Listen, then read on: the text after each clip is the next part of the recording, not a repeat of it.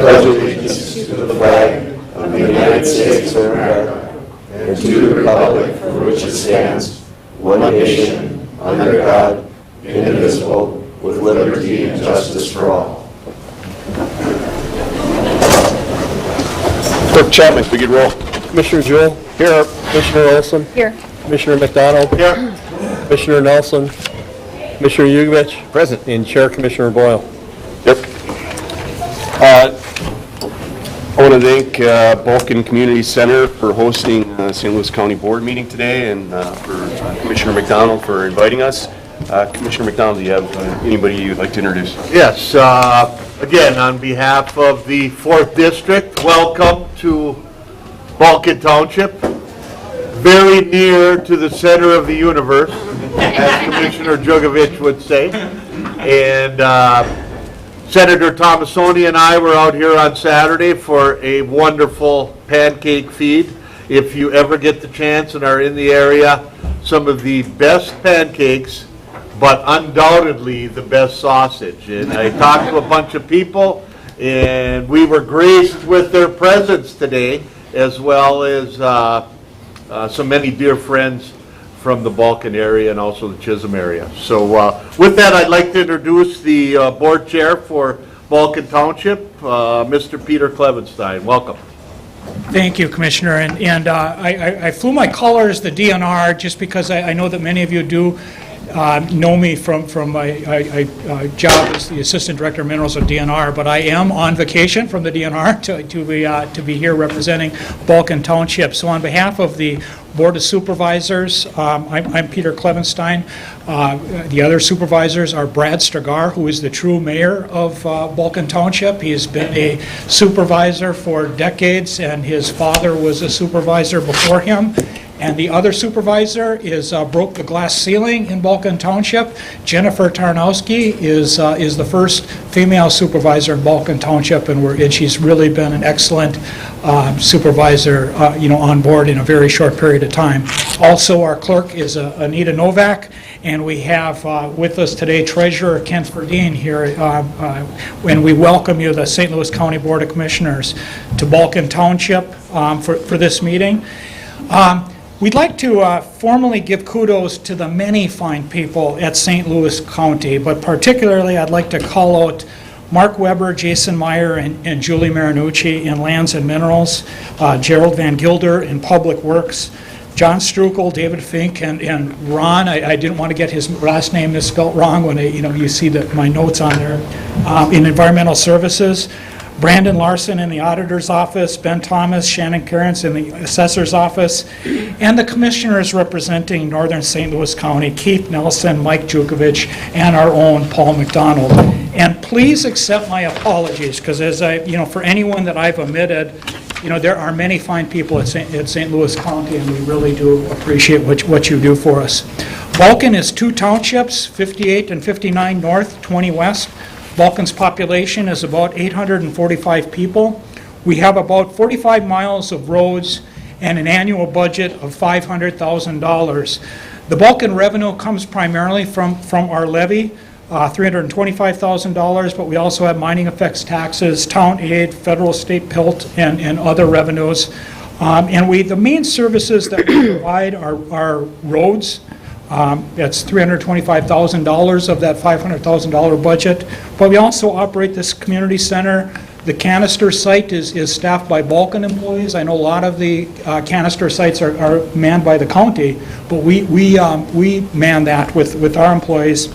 And then we have fire protection and then just general township expenses. And I gave a little breakdown of where we spend, where that spending occurs in our.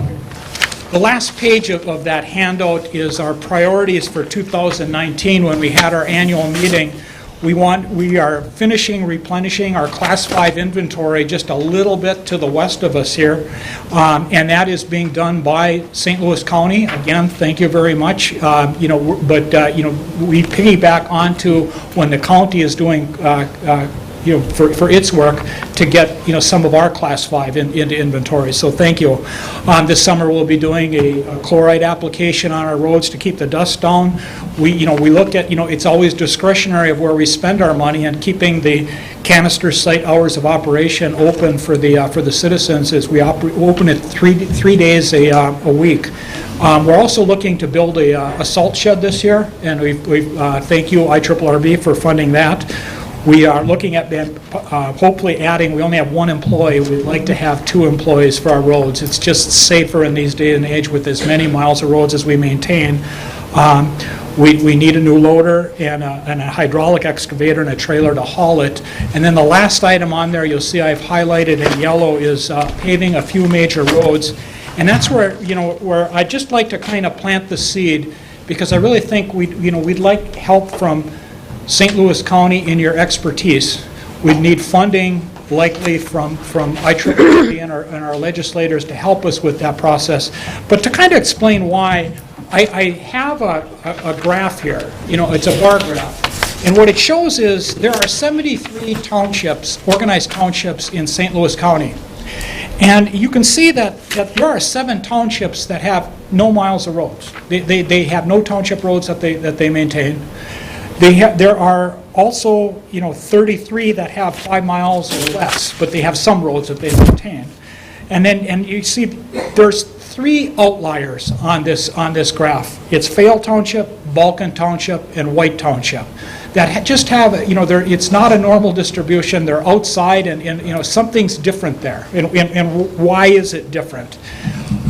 I included a map of where these townships are, and they're all on the Mesabi Iron Range, those 3 townships. And that's, I believe, therein lies the reason.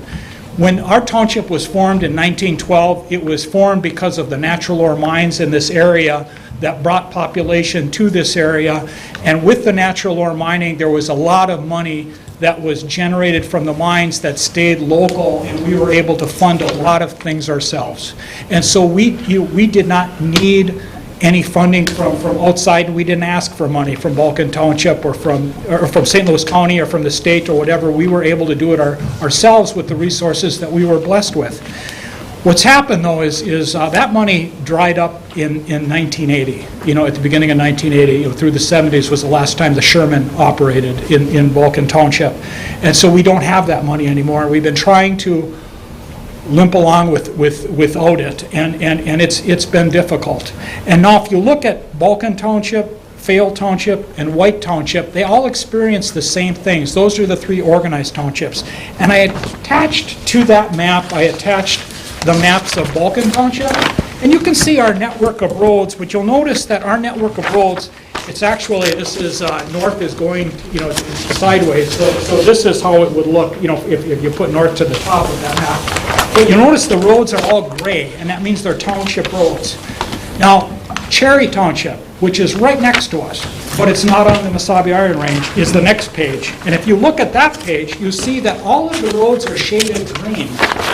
They have roads in Cherry Township, they absolutely do, all of the townships do, but they're shaded green because they are county roads, not township roads, and the county maintains those roads. So I just say that there's a reason, for a difference, and we need help. There's a reason for why the situation is. It's unique.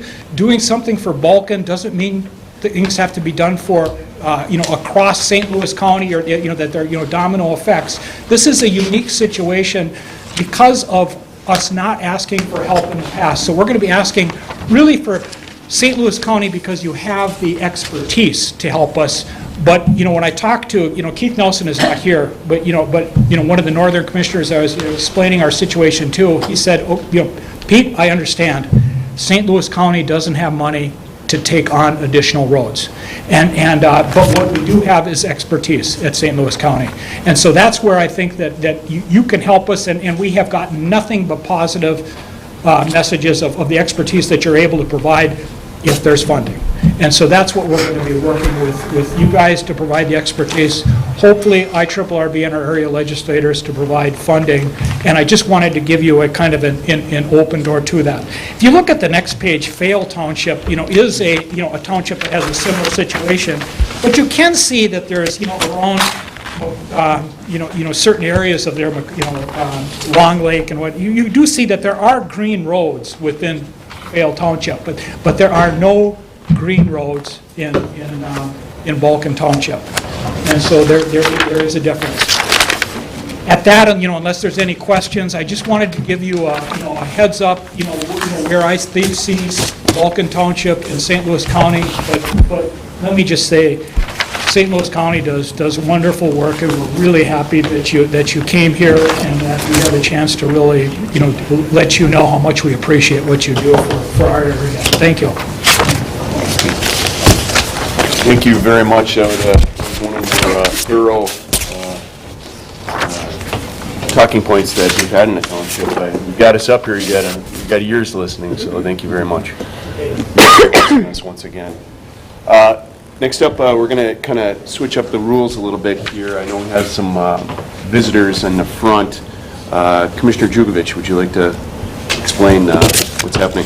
Well, being we are in Vulcan Township, and also known as where the pavement ends and the fun begins, I thought it just made sense since the St. Louis County Fair is coming up shortly. It's right around the corner. We have 4-H groups. We have kids that are very active in the community, adults as well, with animals. And we have some kids here with some animals, and I believe we have some special guests outside also. So if we could take a few minutes and kind of see what the kids are doing and what kind of animals they have, I think that'd be very appropriate, especially, again, since the 5 best days of summer are right around the corner.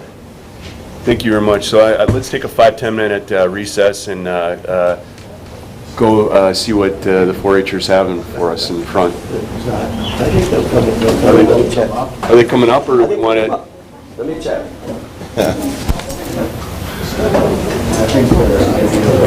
Call in then? I'm gonna walk that cow in here. Sitting next to Frank.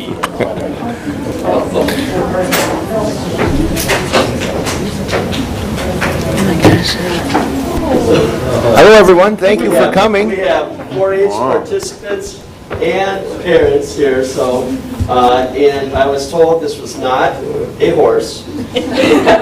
This is not a robin. This is not a cow.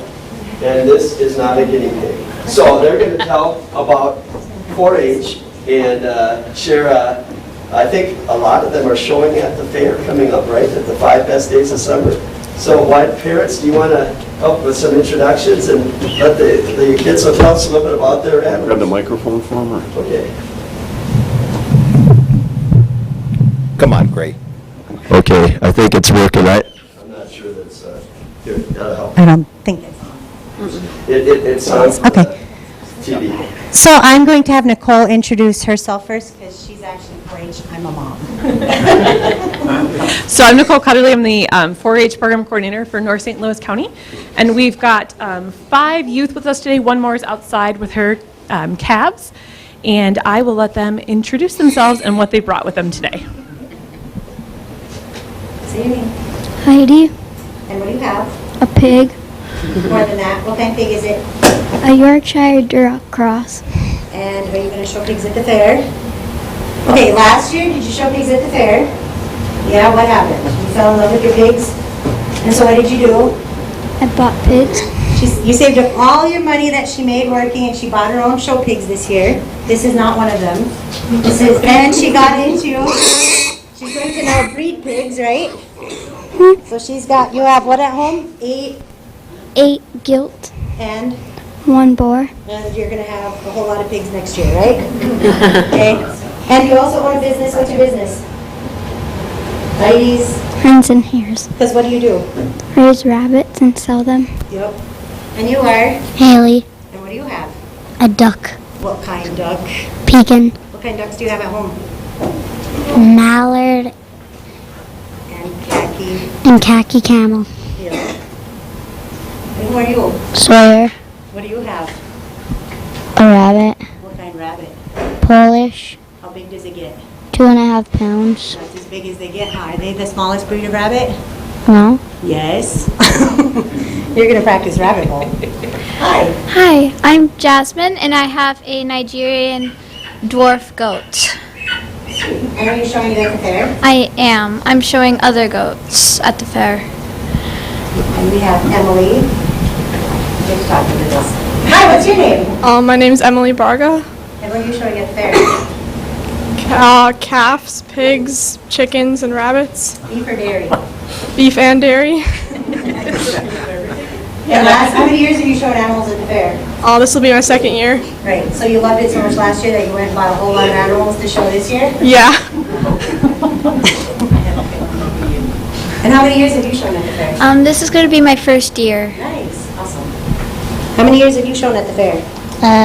Since you were old enough to walk? How about you? Yeah, since you were old enough to walk.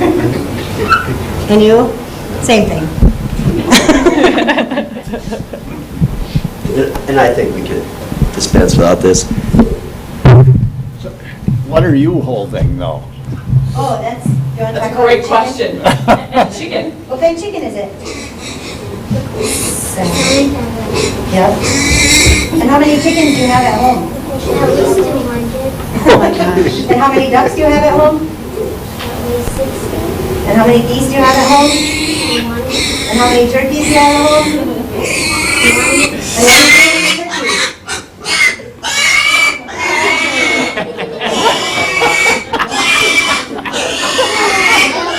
This is definitely a first. This is normal life for us. He's been doing really well. Rarely. So when is the fair? When's the fair? July through August 4th.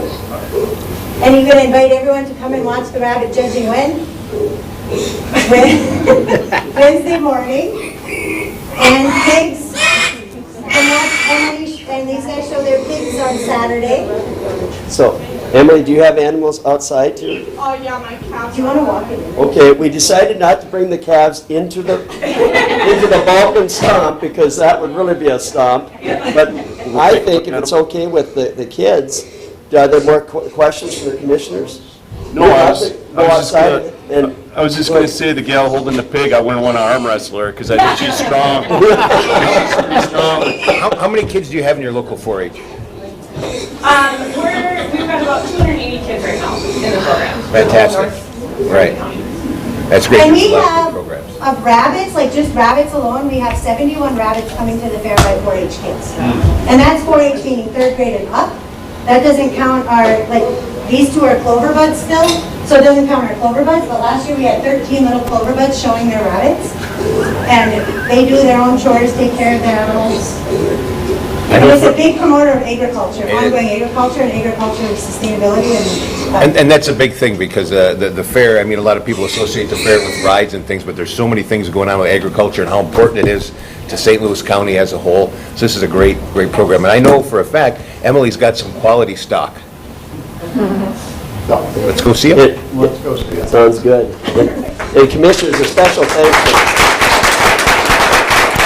they made their arrangements to get here on Friday, and thanks to Nicole and our extension office for reaching out. Thank you, parents and kids, for being here. And we're going to go out and see your calves and take a picture with all the county board, okay?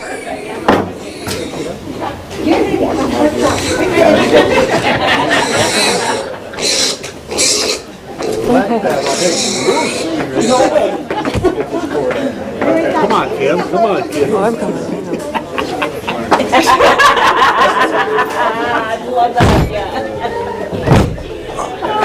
Hey, Dad. Hi. How are you? Pretty good. Beautiful. Thank you for inviting me here.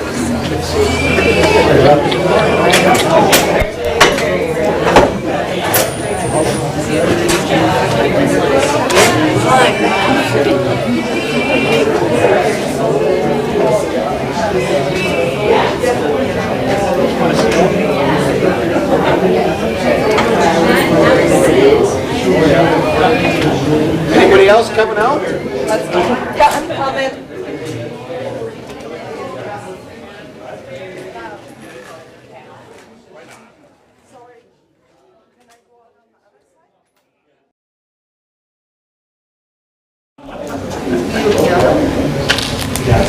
Okay, I think we'll get the meeting back in order.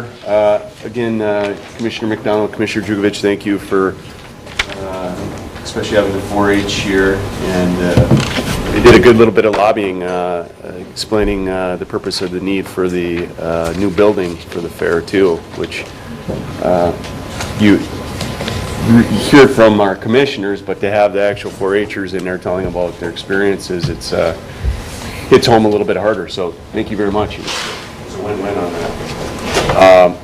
At this time, we'll have citizens will be allowed to address the board on items not on agenda. Speakers will be limited to 5 minutes each. First up, I have Roger Johnson. Mr. Johnson.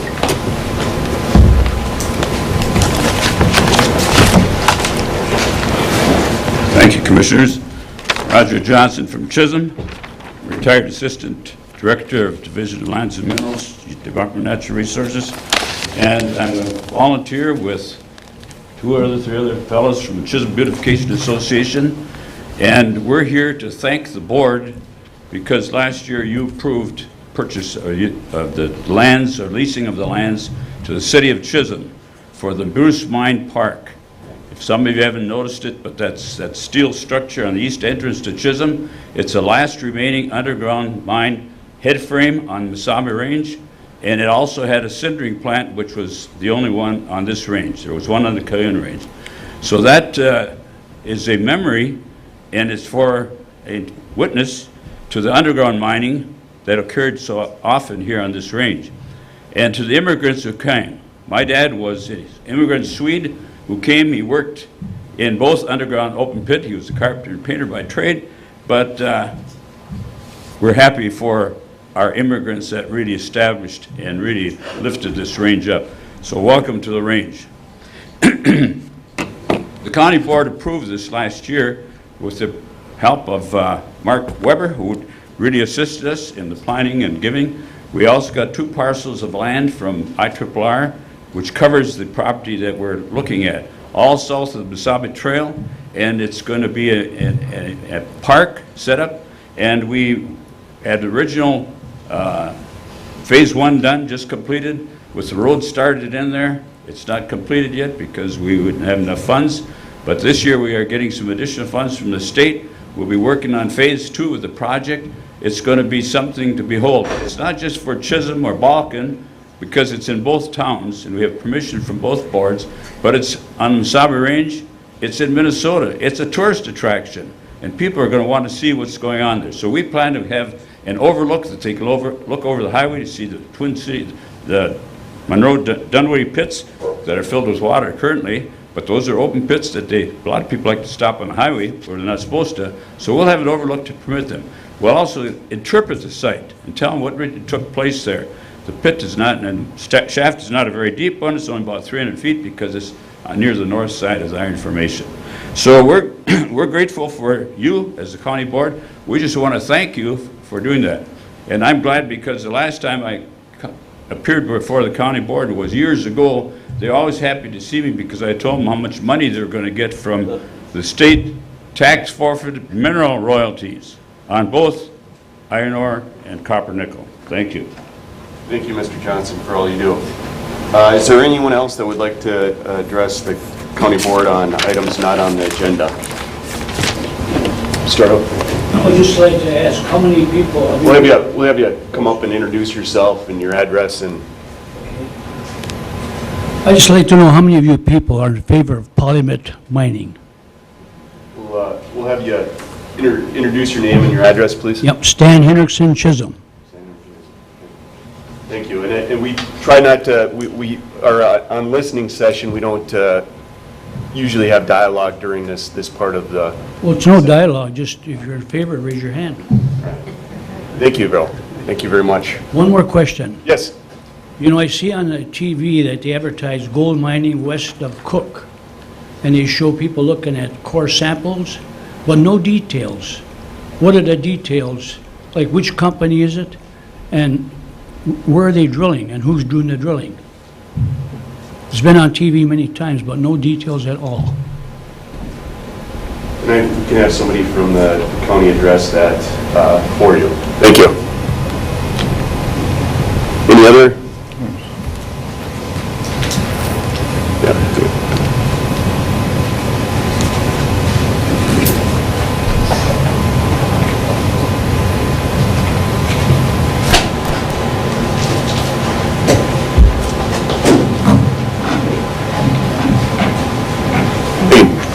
Commissioners, Steve Georgie, Mountain Iron, Minnesota, representing Rams and all of our Iron Range communities, and we want to welcome the county board to the range. And we appreciate any time you can come up here and spend some time with the local constituents. Last time I met with the county board, we were talking about broadband and expansion in the county, and I felt this was a great opportunity to give a quick update on what's been happening across the region with broadband opportunities and expansions. Hopefully by now you've heard that in Cherry Township, which was started off in the Mountain Iron, Chisholm, Hibbing Community Blandon IRRB community program, Cherry Township was part of that.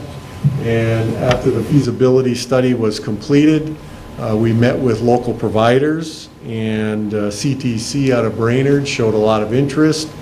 And there was a new federal grant program that came out this past spring called Reconnect. Federal grant, $600 million was made available for unserved areas of the country. And Cherry Township, a significant portion of Cherry Township qualifies for this Reconnect federal grant. So CTC came in and reconfirmed our feasibility study, actually did site visits specifically because when you do the initial study, you look at a lot of maps, federal maps that are provided, and every building in a locality becomes identified as a structure that may be connected. When somebody actually is going to look at a project, they're going to go out there and find out, that's a storage shed, that's a barn, this is the house, this is the business. So they came out, reconfirmed, and I believe there are about 470 potential connections in this project. There was a meeting held by CTC out at Cherry Township. The town board provided a resolution of support. Many letters of support were requested and submitted. I know Commissioner Jigovich signed one. We got all of our federal congressional people to sign on to that, and a number of local agencies also signed on and submitted that grant request. This is about a $10 million project, and we believe it's going to be a 75-25 match. So with CTC's work, equipment, and engineering will provide the 25% along with utilization of the Northeast Service Co-op's middle mile fiber. So fortunately, we may actually see fiber to the home in St. Louis County, rural St. Louis County for the first time without any local matching dollars. This is going to be truly a significant move in the right direction for rural broadband expansion in northeastern Minnesota. Along with that, I believe it's happening right now, downtown Ely Business Corridor is going to be connected to fiber, again utilizing the Northeast Service Co-op's fiber backbone, and CTC will be providing the equipment and engineering and operational setup for that. They did get support from the IRRB to move this project forward. It's not a real expensive project. The city owns the poles, and I believe they're going overhead to make it a lot easier and more economical to do this. Once the city of Ely, again, had a Blandon IRRB grant, and they're looking at their utility operating broadband once they get this set up and extending it out into the community. So there's some opportunities that are happening up there. This year, the Laurentian Chamber is a Blandon broadband community, the Tower area, and the East Range Joint Powers. So what we're looking at is we're going to have, hopefully by the end of the year to maximum 18 months out, we'll have feasibility studies for the entire region on what it's going to cost to connect fiber to the home in these different areas.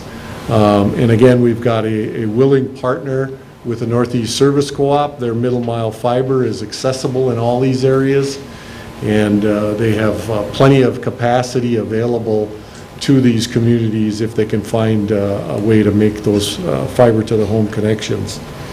I know that St. Louis County did join the Minnesota Rural Broadband Coalition, and I thank you for that.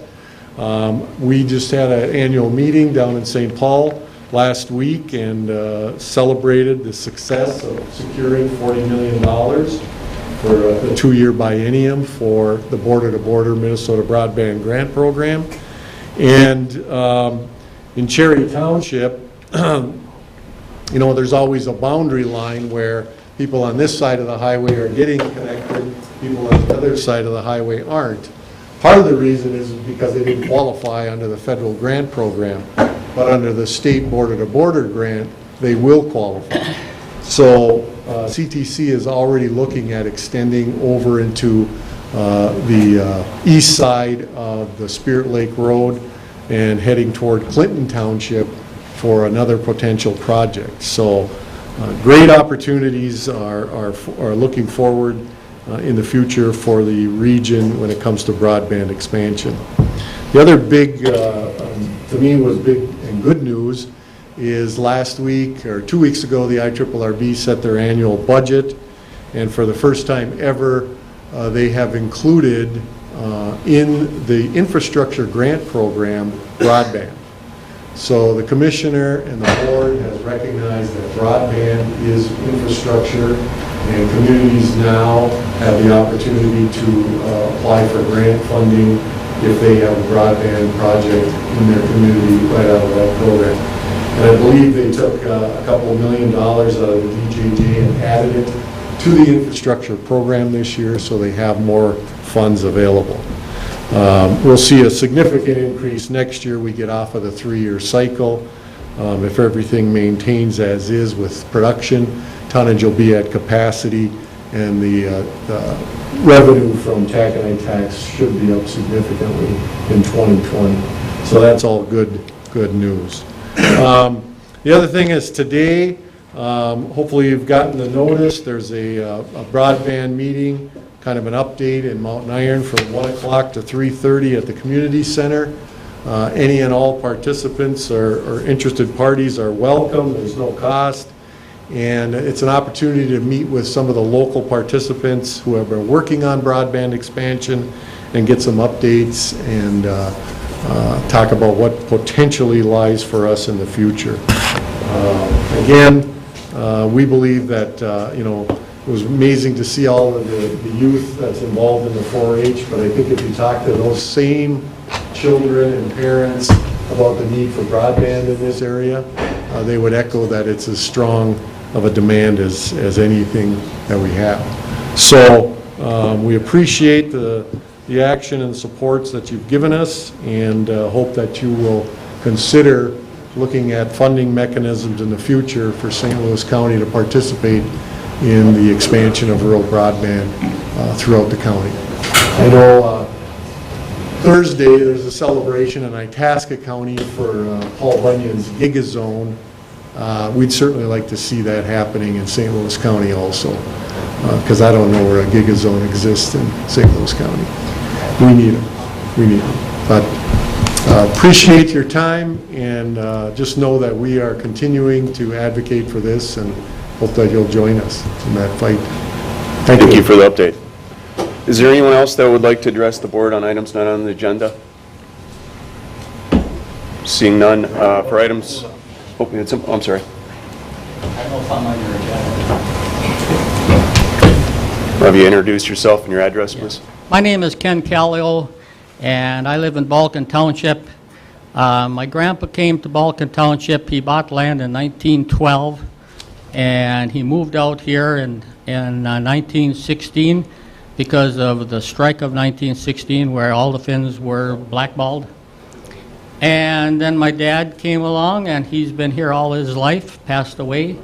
And here I am, and all of us were fighters of our township. I want you to look around at this beautiful building. We had an old schoolhouse that we were using for many, many years. It had two 2,000-gallon propane tanks outside to feed the 5 furnaces that we had in that building to try to keep this old building going. And when my wife became clerk, we decided we needed to do something because we were not going to be able to keep this community center open anymore because it was just so costly, and the lights and all the other things that go along with it. And so we started working on getting a new building, and we got help from the state legislature. We got a lot of help from IRRB. All of these came from grants. We even got lighting that's energy efficient because Minnesota Power and Light gave us money from a grant that my wife, Janelle Kelly, who's sitting right over there, wrote out and took the time to get.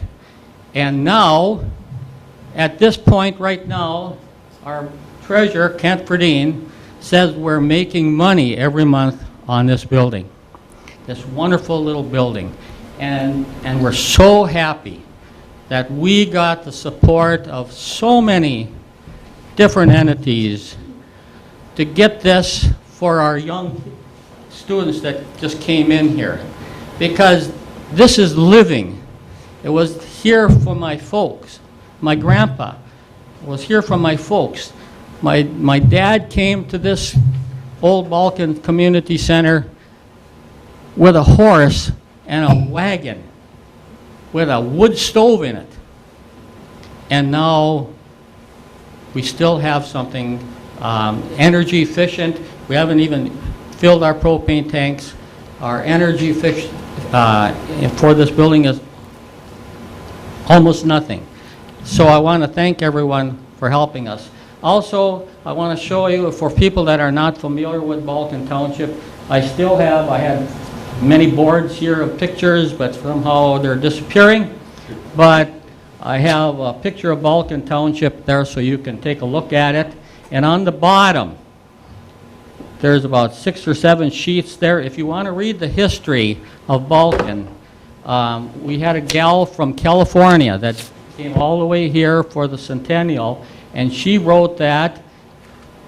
She came, it'll say in there, in the early 1700s or 2016 or 1700s, and it's very interesting how Balkan was formed and how we got the name Balkan, which is very, very interesting too, because there was Finns and there was Sylvanians, and you read the rest of it.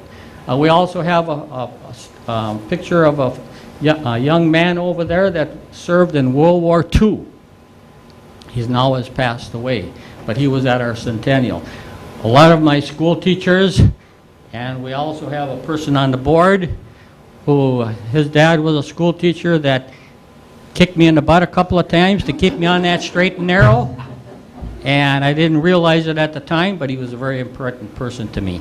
And I want to thank you for coming out here and choosing this place, because it is a wonderful place, and we try to keep it that way. And we would have never have got that without help from different entities. So thank you very much. Thank you. Great history. And thank you to your wife. Eleanor Roosevelt said, behind every smart man is a smarter woman, and I think that's in your category. You're absolutely right. Thank you. Any other citizens want to address the board on items not on the agenda?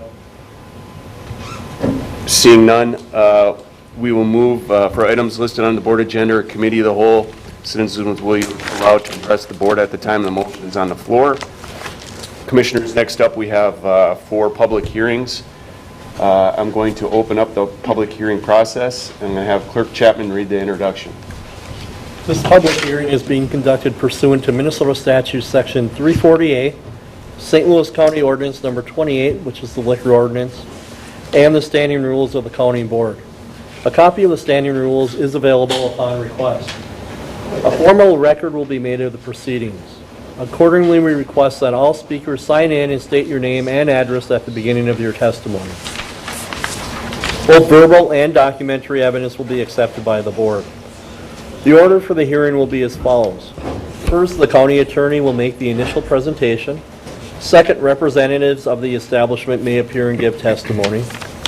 Third, representatives of other governmental entities may appear and give testimony. Fourth, supporters of the proposed action may appear and give testimony. Next, opponents of the proposed action may appear and give testimony. And lastly, other comments or evidence from the public. Commissioners may question witnesses at the end of their testimony or at the end of all testimony. Thank you, Clerk Chapman. First up, we have pursuant to resolution number 19-343, dated June 4th in 2019, to consider the issuance and off-sale intoxicating liquor license to Kimbua Properties, LLC, Boondocks Saloon and Grill in Gunnison Township. Attorney Mackey, please.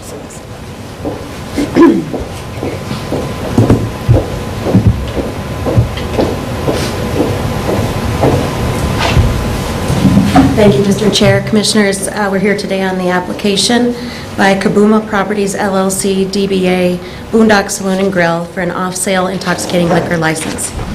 I have a public hearing packet here that I'll submit to the clerk. It contains the application, the approval from Gunnison Township, certificate of liquor liability insurance, notice of liquor licensing committee meeting, the minutes of the liquor licensing committee meeting, the liquor license checklist, public hearing resolution number 19-343 adopted on June 4th, 2019, affidavit of publication published June 13, 2019 in the Duluth News Tribune, the notice of public hearing sent to the applicant on June 4th, 2019, and the tax record display showing that real estate taxes are up to date. With the submission of these documents, there's no legal impediment to the granting of this license. And since we have 4, I'll just wait to submit them all to the clerk at the end of the 4th. Thanks. Thank you, Attorney Mackey. Do we have representatives of the establishment may appear and give testimony? Please come up.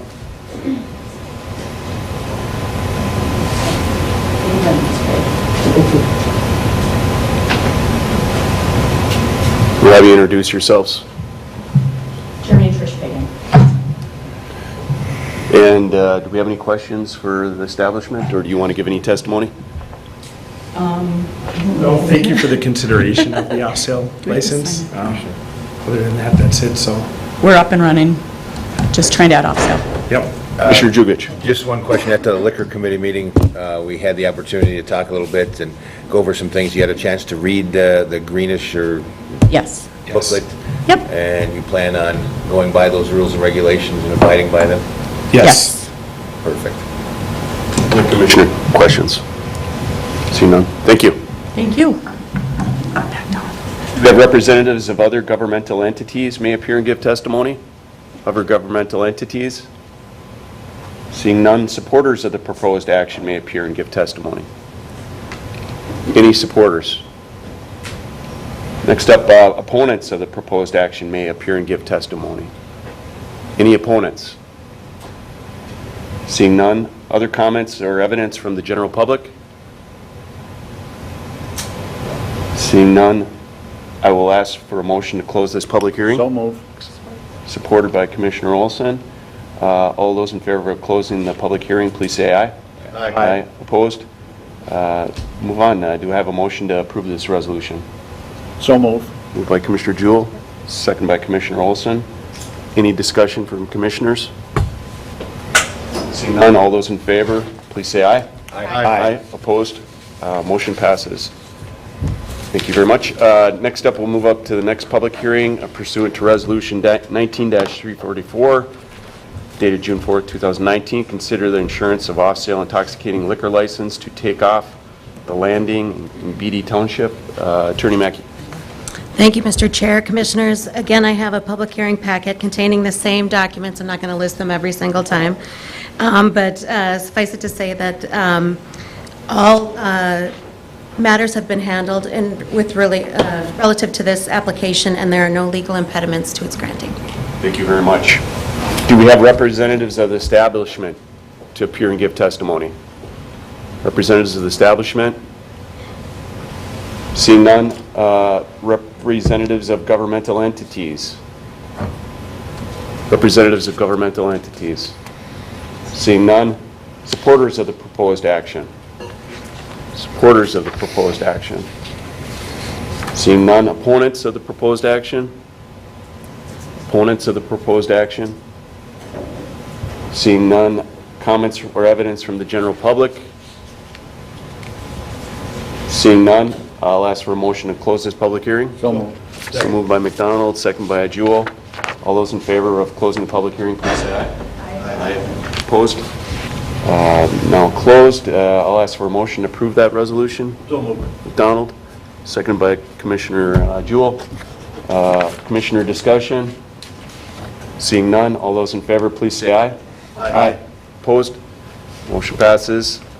Next up, Commissioners, I'm opening up the public hearing for Resolution 19-345, dated June 4th, 2019, to consider insurance and off-sale intoxicating liquor license to K&E Enterprises, the Munger Tavern and Grill in Solway Township. Open up to Attorney Mackey. Thank you, Mr. Chair. Commissioners, again, I have a public hearing packet containing the same documents that I listed in the first hearing, and there are no legal impediments to the granting of this application. Thank you, Attorney Mackey. We have representatives of the establishment may appear and give testimony. Please come up and state your name.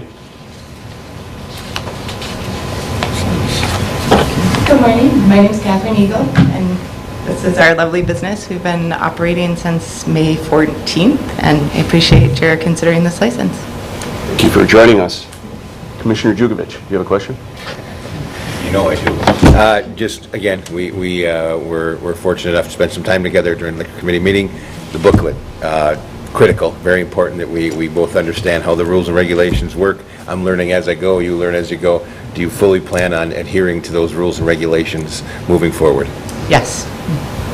Marvelous. Commissioner, questions? Thank you. Thank you. Do we have representatives of other governmental entities? Other governmental entities? See none. Supporters of the proposed action? Supporters of the proposed action. See none. Opponents of the proposed action? Opponents of the proposed action. Seeing none. General comments from the general audience? Seeing none, I'll ask for this motion to close this public hearing. Moved by Commissioner Jugovic, second by Commissioner Jewell. All those in favor, please say aye. Aye. Opposed? Motion passes. Motion on the floor for this accepted resolution. Commissioner Olson, second by Commissioner Jugovic. Commissioner discussion? See none, move this to vote. All those in favor, please say aye. Aye. Opposed? Motion passes. Commissioners, last but not least, I'm going to open up the public hearing pursuant to Resolution 19-346, dated June 4th, 2019, to consider the insurance of off-sale intoxicating liquor license to Partridge Enterprises, the Oasis, Unorganized Township, 60-18. Attorney Mackey. Thank you, Mr. Chair, Commissioners. Once again, I have the public hearing packet containing all of the documents that I listed at the beginning of the first hearing. There are no legal impediments to the granting of this application. Thank you, Attorney Mackey. Representatives of the establishment, given, please come up.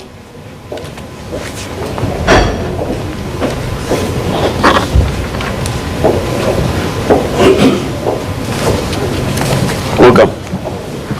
My name's John Honkonen. I'm with Partridge Enterprises, and just looking at the intoxicating off-sale license, and this is more of a public service to the area residents so that you don't have to go 15 miles into Virginia or up to Cook, and it's a very limited operation. We don't have a wide selection, but like I say, it's a convenience item. Thank you. Commissioner Jugovic. I know you've been doing this for a number of years. You know the book very well, but I have to ask, you had a chance to look over the booklet and understand the rules and regulations. Okay, thank you. Great. Other commissioner comments, questions? Seeing none, thank you. Good. Yep. Do we have representatives of other governmental entities? Testimony. Governmental entities? Seeing none. Supporters of the proposed action? Supporters of the proposed action. Seeing none. Opponents of the proposed action? Any opponents of the proposed action?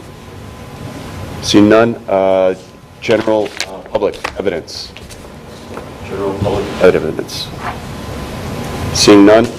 I'll ask for a motion to close this public hearing. So move. Moved by Jewell, second by McDonald. All those in favor, please say aye. Aye. Aye. Opposed? Motion passes. We'll open it up. Do I have to move this resolution? So moved. So moved by Jurgovich, second by McDonald. Commissioner discussion? Seeing none, all those in favor, please say aye. Aye. Opposed? Motion passes. Thank you, Commissioners. Got through that pretty quick. Next up, we have the consent agenda. Do I have a motion to approve? So moved. Moved by Commissioner Olson, second by Commissioner Jurgovich. Any changes? Seeing none, all those in favor of the consent agenda, please say aye. Aye. Opposed? Consent agenda passes. Commissioners, we'll move right into the regular agenda. First up, we have authorization to apply for funding for Northeast Minnesota project to end long-term homelessness.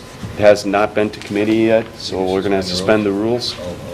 Moved by Commissioner Jurgovich, second by Commissioner Jewell to suspend the rules. All those in favor, please say aye. Aye. Opposed? We are now, do I have a motion to approve? It's moved by Commissioner Olson, seconded by Commissioner Jewell. Administrator Gray or? Linnea is back Oh, there. is Linnea here? Linnea? Director Mersch, welcome. Morning, Chair Boyle, Commissioners. Thank you. This is on your board agenda. Suspending the rules really is a matter of timing. By the time Hearth Connection, which is our awardee for these funds, they really have the plan. They work in cooperation with a 7-county region to implement kind of a scattered site long-term homeless supportive service program.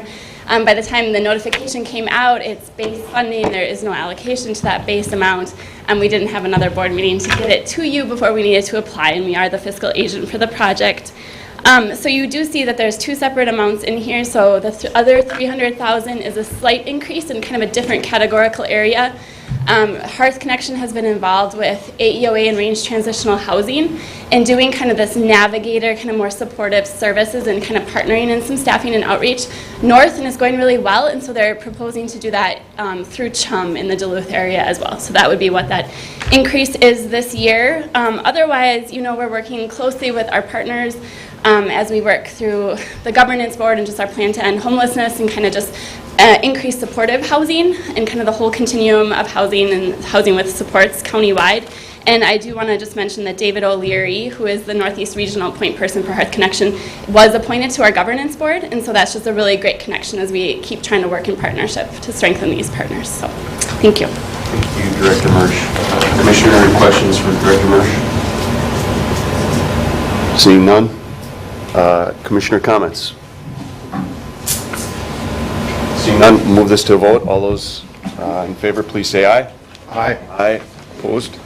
Motion passes. Next up, Commissioners, we have recommendation to the State of Minnesota for the provision of managed health care services, families and children. This has not been to the committee. Suspend the rules. Move to suspend. Supported by Commissioner Olson. All those in favor of suspending the rules, please say aye. Aye. Opposed? Do we have someone to make the motion? So moved. Commissioner Jewell, second by Commissioner Olson. Director Mersch or Administrator Gray? Director Mersch. All right, we'll keep moving. Thank you, Chair Boyle, Commissioners. As you are aware, the state of Minnesota is going through an open procurement process for 2 different solicitations for prepaid medical assistance providers. So the insurance companies that essentially administer and run the subsidized health insurance programs in the state of Minnesota. And so we had evaluation committees, and we had a swift timeline. As you can imagine, a statewide procurement that involves every single county is a huge task, and DHS is currently on the schedule to have new contracts in place for January 1st. So it's very quick. Our resolution has to be submitted to DHS today with our rank order. A few of you may remember in 2015, the last time the state went through a procurement process, counties had a similar role. We wrote regional questions, there was an evaluation component, and it was pretty political because northern Minnesota, kind of greater Minnesota, didn't have any say in the health plans that ended up getting selected, and there were real concerns about adequacy, coverage, services available, and partnership. And so I feel I didn't do that in 2015, but I remember kind of that drama. And I would say this round, DHS has come up a couple of times and met with regional directors. We were involved in setting questions about specific priorities and gaps, both for the senior, the MSHO MSC Plus population, as well as for the family and children solicitation.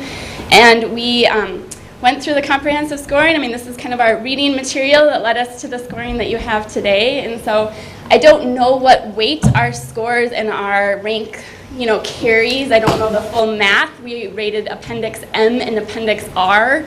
I don't even know how many appendices there were. So, here's to hoping that the process really puts some value on what local counties and regions are really saying that we need from our partners. And it was, it's like anything, it's hard to know who's the best to review these, but it really opened my eyes to some new ways that we could partner, with really shared goals. Keeping people at the hospital, keeping them local, getting care quicker, keeping people in the community for the aging population, reducing likelihood to re-enter hospitalization, and really just seeing some ways that we could really try to partner differently.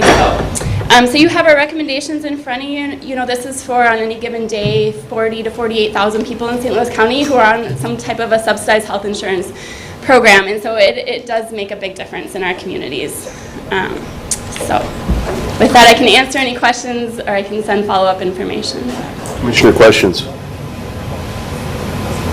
Administrator. Chair Boyd, I would just add that this has been a Herculean effort by Director Mersch and her team, so a shout out to you and your staff, because you saw the voluminous proposal that had to be submitted or responded to, and we're still not sure exactly of how much influence or weight our input provides, or any counties for that matter, but at least we're more engaged than we were last round, and this does provide the rankings based on our review, but it was a tremendous amount of work condensed into a very short few weeks, so thank you, Director Mersch, and to all your team for that. And at least we're engaged, and we did have some real good learnings from this that we hope to carry forward, as was noted by Director Mersch. Administrator Gray. Commissioner, comments? See none. Again, I think we did our due diligence on our side, Director Mersch, and I think you hit the nail on the head, especially being up in this area. It's about more of a rural community, making sure we know that elders living in their own homes is the healthiest spot they can be, and to keep them in there as long as possible, which is going to be more and more of an issue with baby boomers coming of age. So it's so very important to have that on our side. So thank you very much. I can just add one clarifying point. So the rank order that you see in front of you, we are required to submit by resolution our rank order for the family and children solicitation. We had a separate review team for the seniors, and we were required to submit our scores. We do not need a resolution, and so I can also go over those if you want, but it kind of follows a slightly different process. So. Commissioners want her to do that? Are you all right? Feels good? Yeah, get it done. Okay. I think we're good. Other commissioner comments, questions? Seeing none, we'll move this to vote. All those in favor, please say aye. Aye. Aye. Opposed? Motion passes. Thank you, Director Mersch. Next up, we have finance and budget. Purchase of technology equipment in the amount of $259,086.86 from Core BTS of St. Paul, Minnesota for the Virginia Government Service Center construction project. Has not been to committee. We're going to have to suspend the rules. Do you have a motion? Motion by Commissioner Olson, second by Commissioner Jugovic. All those in favor of suspending the rules, please say aye. Aye. Motion passes. Do we have some motion to support? So moved. Support by Commissioner McDonald, second by Commissioner Jewell. Administrator Gray. Thank you for, Mr. Chair, for suspending the rules. Excuse me. The action before the board is to reauthorize the purchase of technology equipment to support our project for the new Virginia-based Government Services Center. As you know, with furniture and technology, we've been working right up to the last moment in order to get the right specs, the right design. This is furtherance of that. We've received a quote through the IT department that standardizes our technology format throughout the building, and that amount is approximately $259,000 through Core BTS. And so to ensure that we receive this in a time frame where we've got it up and going, as we look forward to the move at the end of August, early September, we're asking the board to approve this expenditure today. This will be part of our general obligation bond funds. So the action before the board is approving the purchase of technology equipment for the new Government Services Center North project in the amount of approximately $259,000. Commissioner comments, questions? See none, we'll move this to a vote. All those in favor, please say aye. Aye. Opposed? Motion passes. Except Commissioners, we have acceptance of Deputy Register reimbursement grant in the amount of $137,674.09 to offset the negative financial impacts created by the release of the Minnesota license and registration system. This has not been to committee. Do I have a motion to suspend the rules? So moved.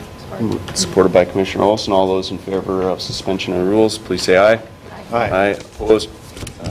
Passes. Do I have someone to move this? Moved by Commissioner Olson, second by Commissioner McDonald. Administrator. Thank you, Chair Boyle. Commissioners, the action before the board is to authorize acceptance of funding that was approved in this most recent legislative session that represents reimbursement for financial impacts incurred related to the MNLARS system. So this is a good news story, and kudos to Auditor Nielsen and Ben Martin from our service center who pulled together this information. This action will help offset costs that we've incurred in dealing with MNLARS challenges, shall we say, in the amount of approximately $137,000. Auditor Nielsen and Ben are both here, so if Auditor Nielsen or Ben would like to talk, I think they, again, it's a good news story, and I would just put a shout out again to Ben and his team. I'm sure Auditor Nielsen will probably expand on this, but I have commented several times that as I work with other county administrators in other counties, the amount of feedback they're getting from their deputy registrars in their service center departments, the feedback has been extreme and constant.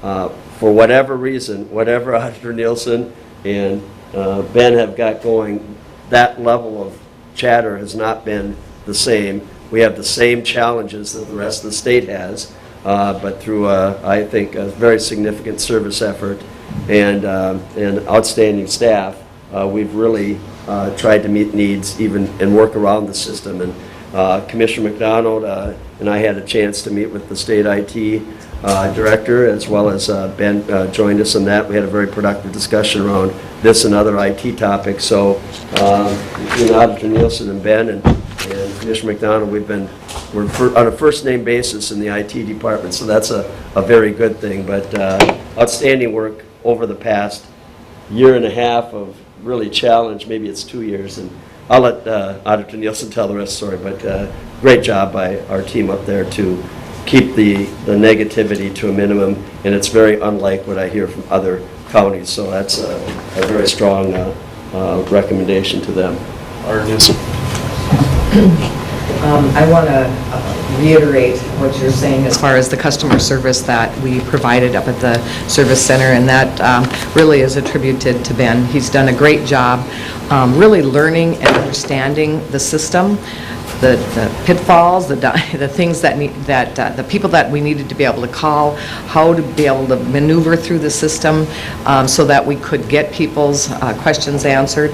He went so far as even contacting the police department to ask for them to give leeway to people who were getting tickets on their cars because the state hadn't sent their tabs yet, or their vehicle registrations and so forth. He contacted the mayor of Duluth because we weren't getting anywhere with the police department, and really made headway so that the public was not going to be feeling the pain for something that they really had nothing to do with. They were following their directions and everything that they needed to do, got their money in on time, but still were really getting a lot of the pain. And so knowing that, and knowing that customer service is so important to us here at St. Louis County, Ben really stepped forward and has been recognized by others within the state as well, as far as being able to be a leader in this area of being able to maneuver and understand the system, find out what the problems are, and help to get them fixed, which is really important.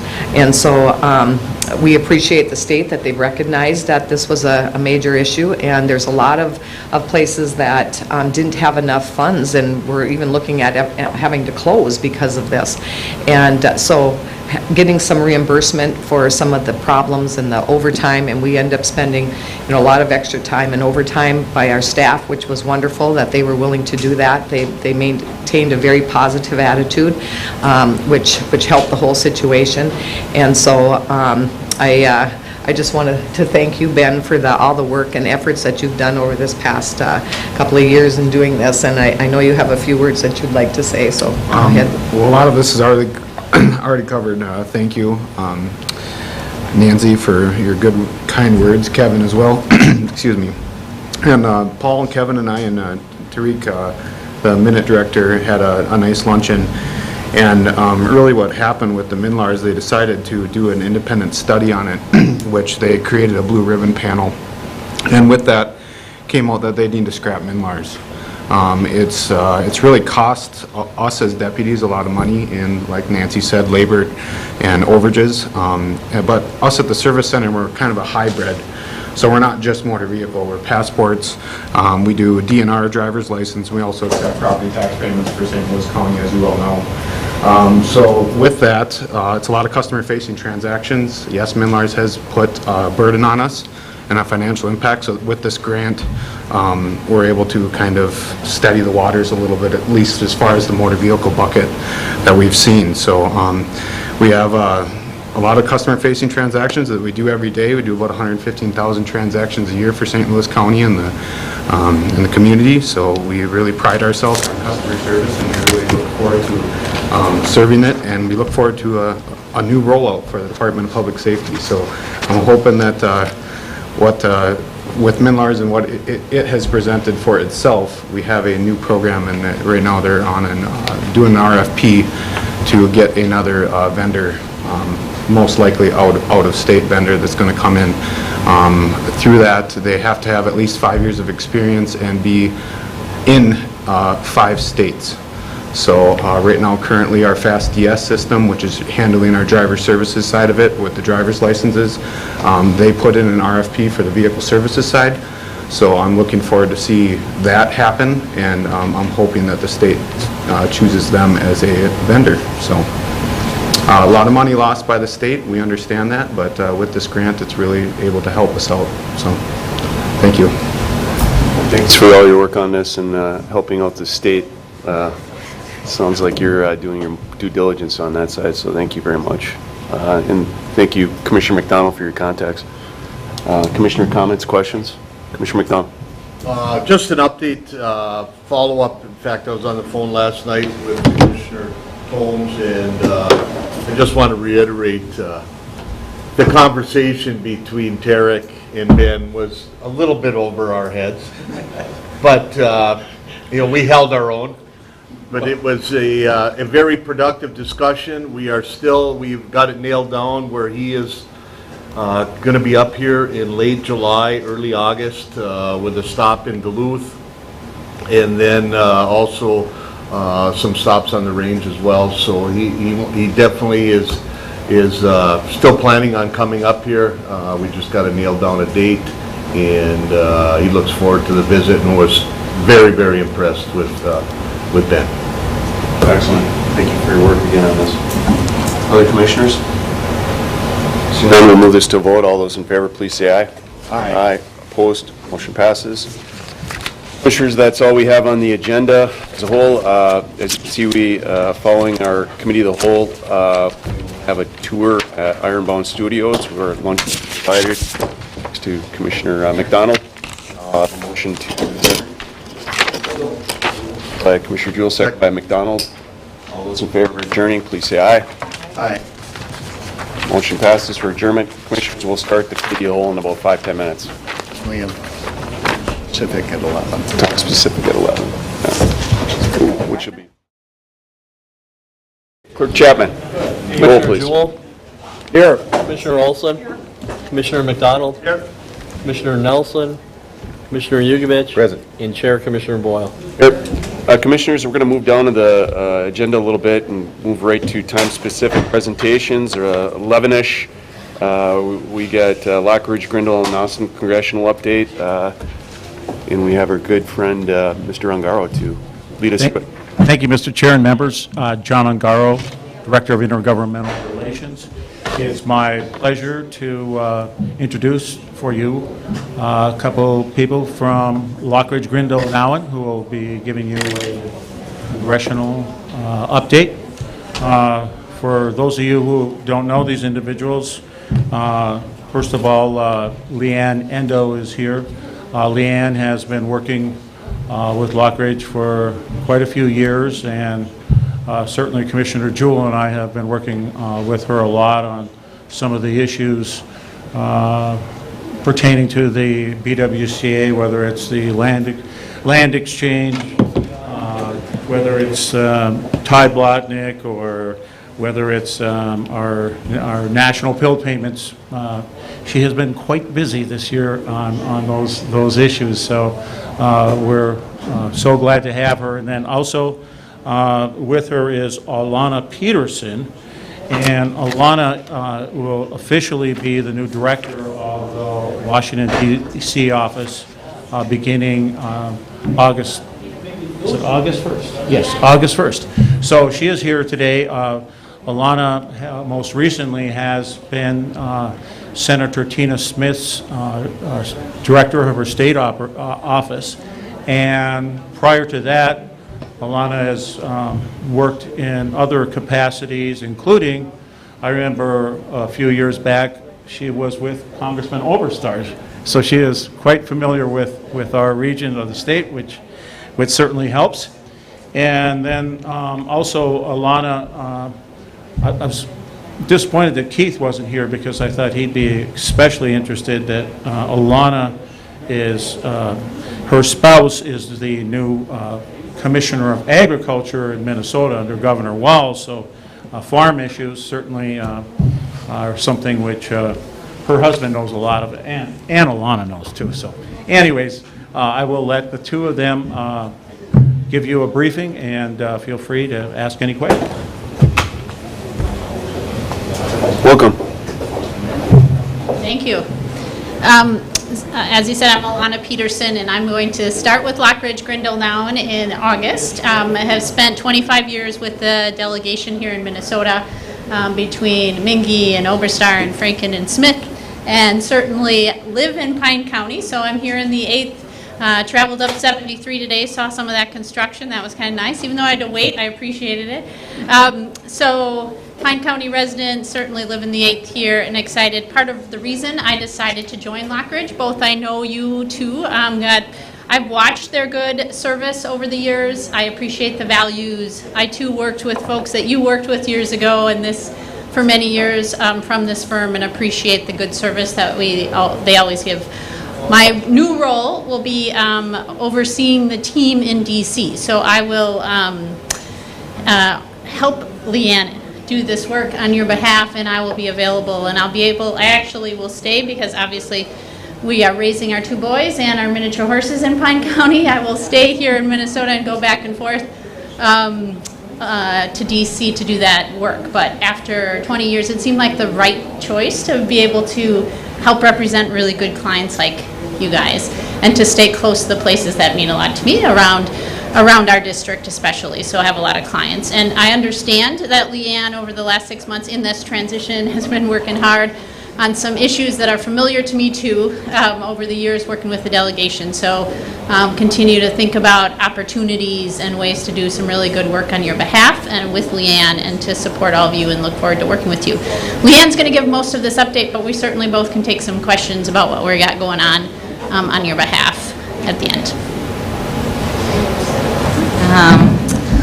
Well, thanks, Alana, and then thanks for having us here and taking the time to sort of hear from Lockridge now, and for us to be able to give you a congressional update. So I'll sort of just give you a brief update of what's going on in Washington sort of right now, more on budget and appropriations process, and on some of the infrastructure work that's been talked about, and then also I'll also focus on some of the most specific priorities that I've been working on with some of the commissioners and then some of the staff, and so thanks so much again for having us. So I guess I'll just short background about me. I'm from Hawaii.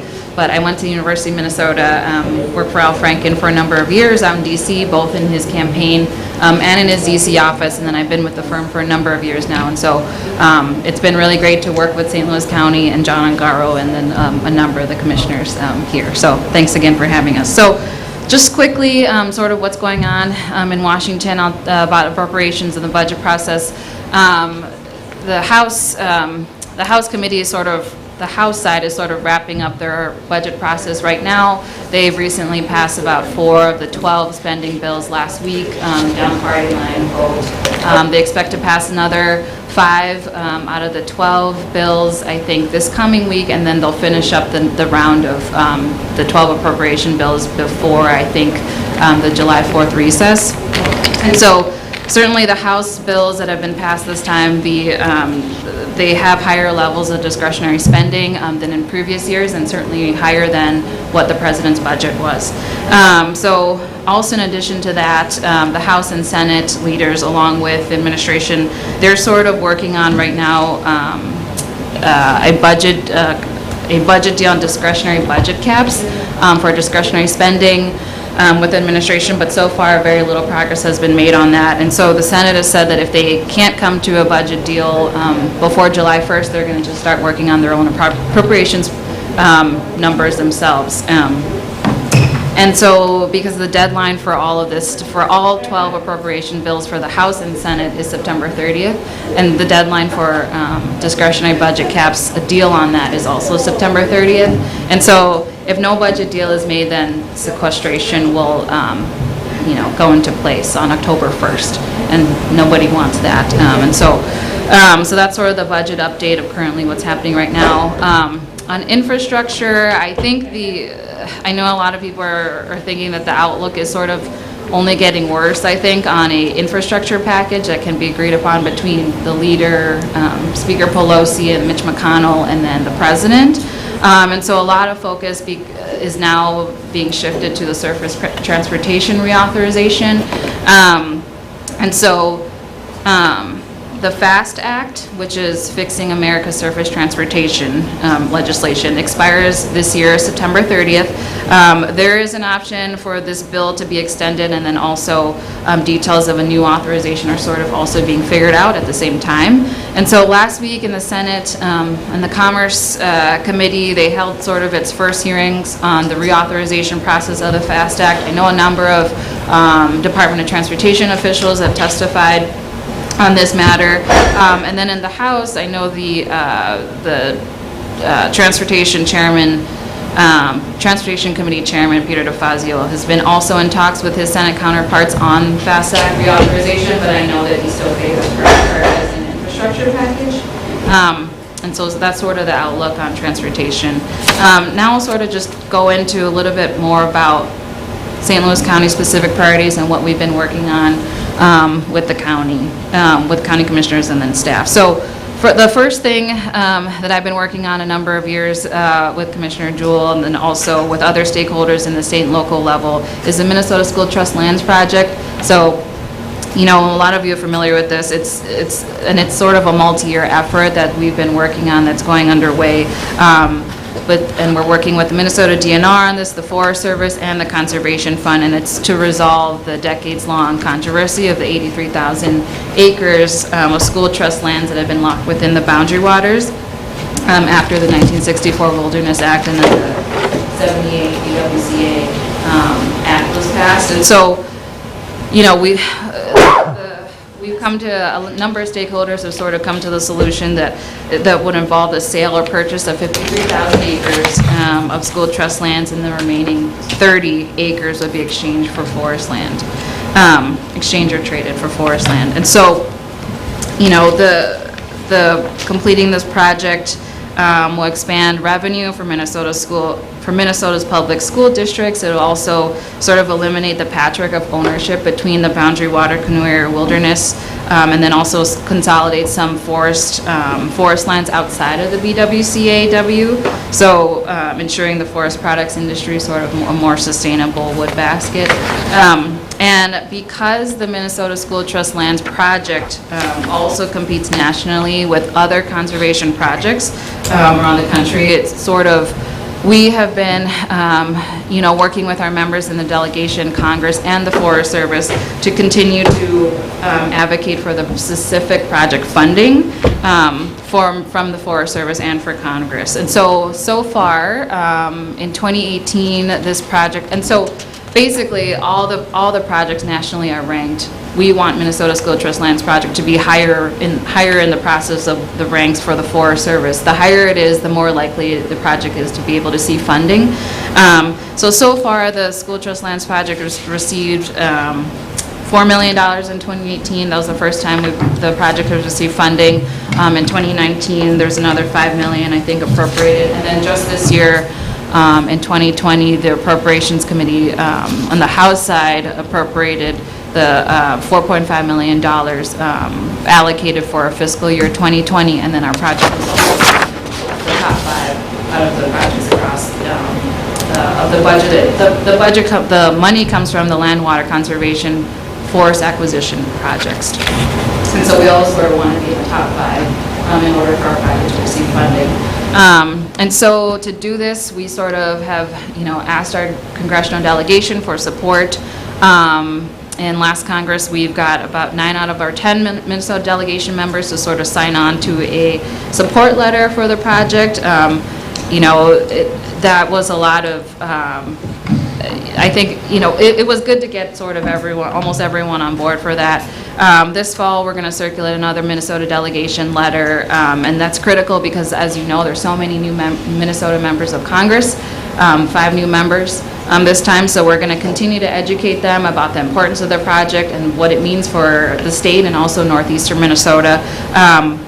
And of course, we've asked Pete Stauber for his support, and it was great because he was willing to call the Forest Service Chief Vicki Christensen during sort of a critical time when the Forest Service project was being ranked, and sort of express his support. And we also are going to work with him and his staff to be able to get onto a full delegation letter in the fall. And so it's a lot of continue to educate new members about the importance of this project to keep it going, because the project needs about $50 million, I think, to get to the finish line. And so we're about at 13 right now. And then so also in the past 6 months, I've been working closely with John Ungaro on the Ty Blotnick payment issue. I know many of you know that since the fall, St. Louis County along with Lake and Cook have been asking to receive clarification on their new Ty Blotnick payment for the 10-year appraisal, because we've heard from local sources that the new TB appraisal amount will be significantly lower than it has been in previous years. And so, finally, I think 2 weeks ago, the Forest Service finally confirmed that, yes, in fact, the TB payments will be a lot lower, and which, is a significant impact on a lot of the county's budgets and the work that you all do. But leading up to that time, we have worked with members of the Minnesota delegation to weigh in and sort of ask the Forest Service to provide a timely update on their appraisal before we got the final numbers and heard. And also to have more transparency in the process and to see how the Forest Service actually arrived at their appraisal valuation. And so Senator Smith, Klobuchar, and then also Congressman Stauber and Congressman Emmer were able to send letters to the Forest Service on the county's behalf, asking for clarification on the appraisal and sort of a timely update in this process.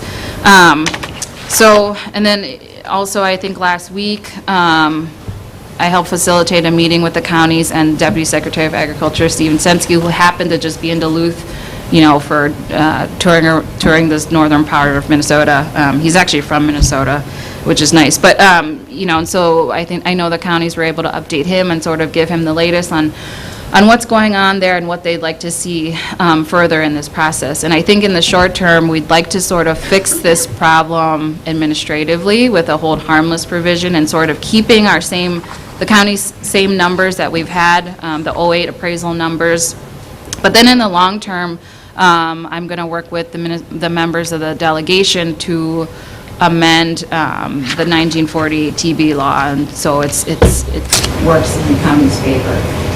Because I think, the initial law is not really meeting the congressional intent of trying to help the tri-counties offset their PILT payments.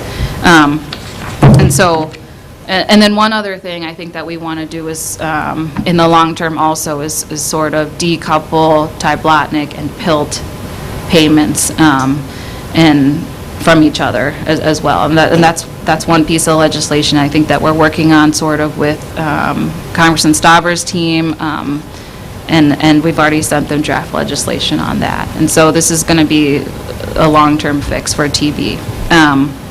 But that's sort of the updates, the congressional updates I have, and sort of the things that we're working on right now on the county's behalf. But we're able to also answer any questions that anyone has too.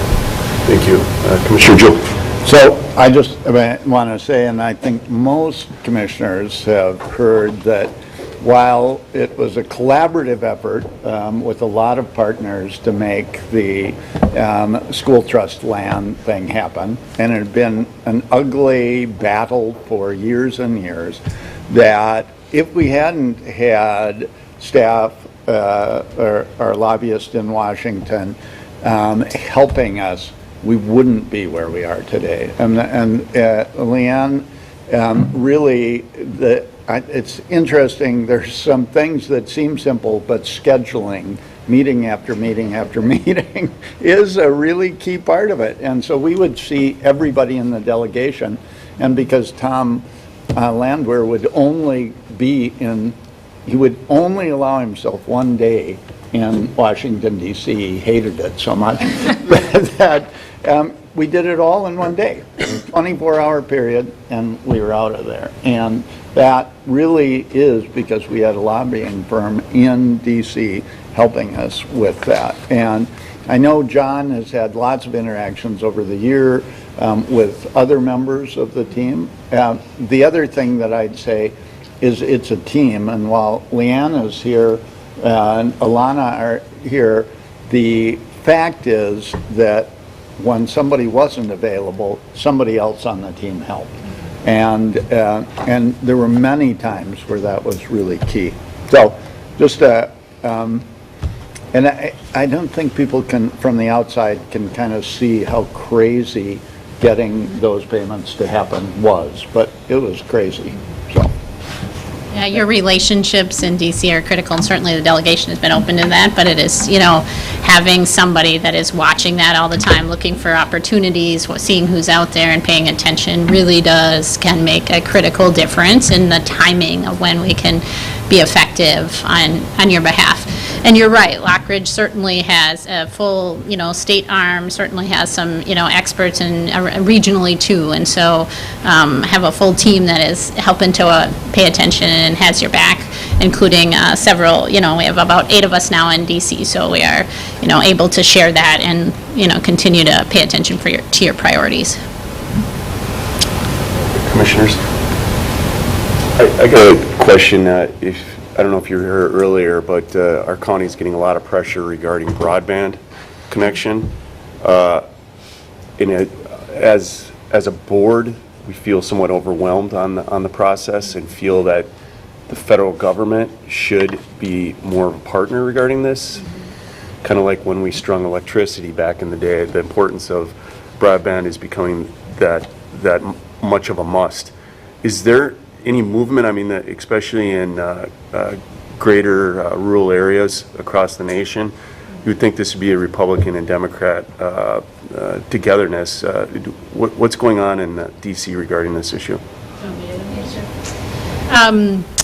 So I share this with you. I also live in a township. You have a much nicer hall here than we do, but I too struggle with this. There is, and pay attention on a personal level, but certainly Senator Smith just has a new bill that gives introduced a new bill that's giving grants. To your point about rural electrics, it is a bipartisan Republican who introduced on the House side, to give the rural electrics this opportunity to figure out a way to expand and some tax credit if they do that. There's some glitch to that based on their nonprofit status that we need to fix for them so they can actually take advantage of that, so we're not seeing the full advantage of that. But there are also a number of bills that are trying to address the broadband issue, and I would say you're right, both Republicans and Democrats are hearing it. It is now like sort of making sure as we're in the appropriation process that we're making sure your voice is heard about that, and that your constituents' voice is heard about that, and that we just continue that drumbeat. I also personally think it's helpful when you have, and your particular member probably has been and has witnessed this, but it is really helpful for folks to understand this and see it personally, because the maps, as you know, show, right, that we have coverage, and we actually have really poor service and not great coverage. So Cherry-picked. Others would say it was cherry-picked. yeah, and cherry-picked. So there's a lot of work on this, but something we should watch really closely. And I'm sure it was the firm has, because it's certainly part of the stuff they talked to me about their work as well. So we'll continue to do that, but we could certainly get you an update on the specific bills and sort of where they're at, and make sure your voice is heard in that conversation. Anything I missed? No. I guess the only other thing is just to update you on the momentum of the NLX rail. As you well know, this is the first time we have partnership now with Amtrak, is very engaged federally and locally, and we also have the open support of both the governor of Wisconsin and Minnesota, which we've never had before. So there's expectations. You never know what happens in a budget next year, but a bonding that there may be the start of money coming in from the state with match from the feds. We're one of only 3 shovel-ready projects across the U.S. With right-of-way that I think you're gonna hear more from that with the matching of the Fed dollars. I mean, certainly an issue I've worked on for myself many years with Chairman Oberstar, or within the delegation, and I'm sure we'll continue to work on your behalf. But the fact that we're so close and just making sure we stay in a priority spot and really paying attention, and that we really pay attention on your behalf, that we stay a priority in that. And a strong signal from the states is super helpful for us. Yeah, it's big. And from you. Started. Commissioner Joe. Leanne mentioned this, but it's clearly, we have lost money from the feds for infrastructure forever, and I don't know what there is that can be done with us helping you and talking. I don't think our members are really, it's a problem. I think that Minnesota knows that there's something that needs to be done. But I don't know if you have any thoughts about that, because it clearly is one of the places where the decrease is filled largely by county dollars. So. I mean, I don't know what the firms talked to you about on this, but certainly we all saw that that the appropriations process changed, right? And that we weren't able to do sort of, as they're called, earmarks, but really we think about that as local control, and knowing what the projects that really need to get done on the ground, working with your district engineer and others to make that happen.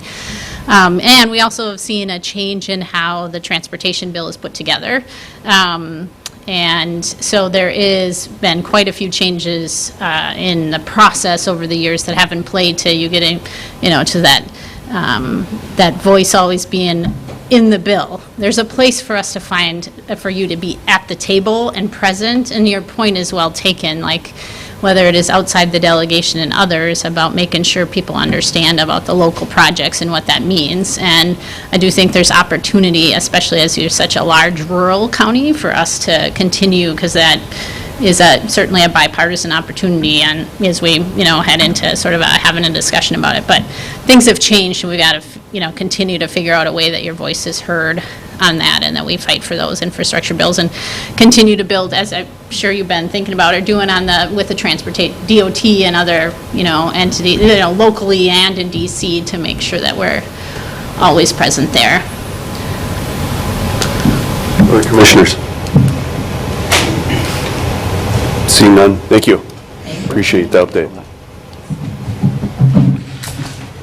All right, commissioners, next up we have our consent agenda. Got a move by Commissioner Jugovich, second by Commissioner Olson. Commissioners, do you need anything pulled? Seeing none, all those in favor of the consent agenda, please say aye. Aye. Opposed? Consent is passed. We'll move in right into the regular agenda. First up, we got Health and Human Services. Commissioner Jewell. Thank you, Chair Boyle. I have 2 items under Health and Human Services. The first is a new job classification for registered nurse In Human Services, it says the way, but resolution approving the creation of a new job classification, registered nurse, Human Services, which will be utilized by Public Health and the Human Services Department. I would move it. Is there a second? Seconded by Commissioner Boyle. I'd look to administration. Thank you, Chair Joel. Commissioners, the action before the board, as you noted, is to approve the creation of a new job classification, specifically registered nurse classification. We have public health nurses, we have other social work and other classifications, but as we look at our multidisciplinary team arrangements, there's some requirements to have public health nurses and registered nurses. This has been vetted through the Civil Service Commission and has been, the salary range has been agreed upon with our bargaining unit. So there's no change as we fill positions going forward. We'll fill some public health nurses, some registered nurses, depending upon our need. And this is a skill set that we need to inject into our public health center. Okay. Yes, Commissioner Boyle. And I know Director Mersch is here, but this is basically opening the door for, it was mandated it had to be a bachelor, 4-year degree. Now we can do an associate degree, 2-year degree for our nurses. Director Mersch. Commissioners, that is exactly right. So this is a 2-year RN, which in our min-choice assessment world is an option. We've had a real challenge hiring public health nurses, which requires a 4-year degree, and so the hope is to get a bigger pool. The hope is to continue to ensure that our assessment work teams have a really multidisciplinary approach, and we're always looking to hopefully create career paths as well. So hopefully somebody could come in with a 2-year RN and possibly continue to stay and move into a public health nursing role. Thank you. So, Elena, what specific, so what are they, I think from that I know what they're going to do, but maybe a little more specific. Sure, Chair Jewel, this is for our min-choice assessment and reassessment teams. Yep. So that piece. On the social service side. Okay. Further discussion? Seeing none, all those in favor? Aye. Those opposed, motion carries. The next item is authorization to collaborate with Mental Health Specialty Court in Hibbing and authorize a 1 FTE social worker position. I would move it. Is there a second? Second. Seconded by Paul, Commissioner McDonald, and I'd look to administration. Thank you, Chair Joel. Commissioners, the request before you is to authorize Public Health and Human Services to work with the courts, specifically the Mental Health Specialty Court in Hibbing, and the range, if you will, for mental health case management services. The request involves increasing our staffing complement. I would note broadly that this is a levy-neutral request. The complement increase will be funded partially by grant funds obtained through the state and by billable charges for services.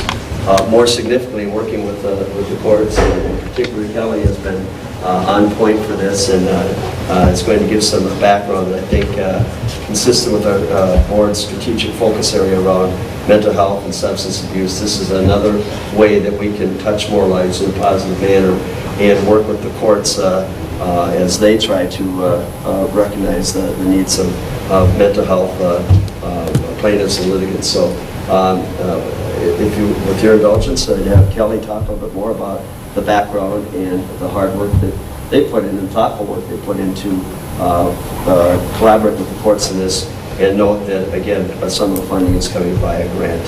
So that helps make this a more affordable and attractive option on the financial side. Kelly, could welcome and introduce yourself and them. Thank you, board members. I'm Kelly Sather. I supervise the Adult Mental Health Unit for Northern St. Louis County. So I would love to, the Mental Health Court has been something that Duluth has had a formal mental health court for quite some time now, where the North, Judge Ackerson and probation actually worked on creating an informal mental health court for the last couple of years, and that's how they've continued to operate. Public Health and Human Services has tried to be a partner in that. They didn't necessarily have a formal consistency with a case manager assigned, but we tried to at least be a resource for them, and some of those individuals were served by case managers already within our unit. And it wasn't until this past year that they worked to formalize this more with, under Judge Anderson's direction. What we are envisioning for this, with the numbers that they had with the informal court, over 60% were SPMI, which allows for Rule 79 eligibility for case management. So those are more billable individuals that we can serve. One of the things that they're going to be looking at for as they're starting up, which would be in July, they're projecting starting mid-July, is one of the requirements, they would be leaning more for SPMI individuals, serious and persistent mental illness. However, there would be some individuals that would have a serious mental illness, and that's where the grant dollars would help to cover for those uncompensated costs. The others should be able to be billable as long as we have some insurance in place. Others that do not have that insurance, again, would be that uncompensated cost dollars from the grant. Are there any questions? Commissioner Boyle? So are you basically following the same pattern as what Judge Tarnowski's done with her specialty mental health court down south? Yeah, the mental health court, it's a pretty formalized process. The difference that we would be having is the southern courts actually have their contract in the case management piece. So I had the pleasure to be able to attend one of those hearings with our probation officer for our North Kelly Horvath. And they had, at that time, they had 6 different case managers sitting in that hearing who all had different people within the mental health court. So they didn't have one main case manager, and we're looking at having one specific case manager to work with all of the individuals within the mental health court for consistency. The goal is 30 clients, which is a full-time mental health case manager caseload, and then teaming closely with probation, and we would envision going out and doing some combination home visits together with probation and being able to work more in a team dynamic. Second follow-up? She answered it. Thank you. Oh, okay. So, I mean, I was looking over this way when I think you said, so how many total clients will the person work with? They're planning for 30 with the mental health court, Okay. yep, which is a Rule 79 caseload, ideal size. A lot of ours are over that right now, but yes, that's the ideal. And will that's kind of what you have seen in the last 2 years, looks like the kind of level of need? Yes. We've had ongoing increases with our commitment cases coming forward. We've had many more Rule 20 through the criminal process that have been coming forward with our courts. So I very much see a need with this population to be able to serve them for the mental health. Great. Any other questions? Hearing none? Oh, yes. I just wanted to thank you, it's not for Kelly, but for, these specialty courts, I think, whether it's veterans, drug, mental health courts, some folks just need that warm hand off and need a little bit more help. And I mean, it saves taxpayers money in the long run by not having these folks go under the revolving door of our court systems and then the jails. It absolutely makes sense, and it saves money, and it's a better way ethically to help our individuals that need it. So it's just a no-brainer for me over my time on the county board to see what's happening, and the judges that are going out of their way. They don't have to, but to take this responsibility on, I give them a lot of credit, and for the county to go side by side with them to do this, it's a good thing. Thanks. Thanks. Administrator Gray. Well, if I could piggyback on that, Chair Joe and Commissioners, we had hoped that at our last workshop to have representation from the courts to talk more broadly about the issue of specialty courts, because one of the challenges, candidly, is that there are quite a number of courts. I've heard them referred to as boutique or incubator courts, and to Commissioner Boyle's point, they do serve some very specific needs and outreach and touch very special, address special litigation challenges, if you will. But typically, the funding has gone through the courts to the courts, and there's a significant probation officer through ARC, and often our social workers are part of the solution, but that isn't part of the funding stream. So I think through our budget process, we'll be talking more about specialty courts, the impacts, the expectations, and in this particular case, it's unique that there was a proactive dialogue with St. Louis County, with the Health and Human Services around the grant funds, and these grant funds would support this caseworker, and this caseworker would be billable, so it's largely a levy neutral, so it's one of those real win-win scenarios, and that's the sort of ongoing dialogue we hope to have with the courts. But there is a significant financial presence and staff presence by probation officers or social workers for these courts, so it's something that we just probably need to talk about a little bit more at the board level and the budget or financial impacts. But I did also want to add on a real positive note the support of Judge Michelle Anderson for this, and quite frankly, we were a little bit askew in recent couple of weeks here, and her hard work I think got us all back on track, and she's been very supportive of the mental health and understanding the importance that our case management support expertise can bring. So a shout out to Judge Anderson for her support on this. Commissioner Boyle. Thank you. I would just add off of Administrator Gray that before we have that discussion with the judicial system, I think it'd be really pertinent if those commissioners who have not gone to a specialty court meeting pick it up north or down south, but to go in, it's pretty moving to see what is happening with this court system, and sometimes these individuals are with that judge for a year and a half till they graduate, but you see success, and it really hits home. I was able to do a mental health in a veterans court, and it is really impressive to have that background a little bit before coming into this meeting. I think is key. If any of you commissioners have not done it, I highly suggest that. Thank you. Other comments, questions? I would say I like Commissioner Boyle. I'm very supportive of specialty courts, and I think that the question of cost does kind of come to us, and we are bad at identifying how much we save, because of course we've prevented bad things from happening, and so what does that save us? And it's pretty clear it saves us, but we can't categorize it, and that's been a problem. So thanks, Kelly. With that, all those in favor? Aye. Those opposed? Motion carries.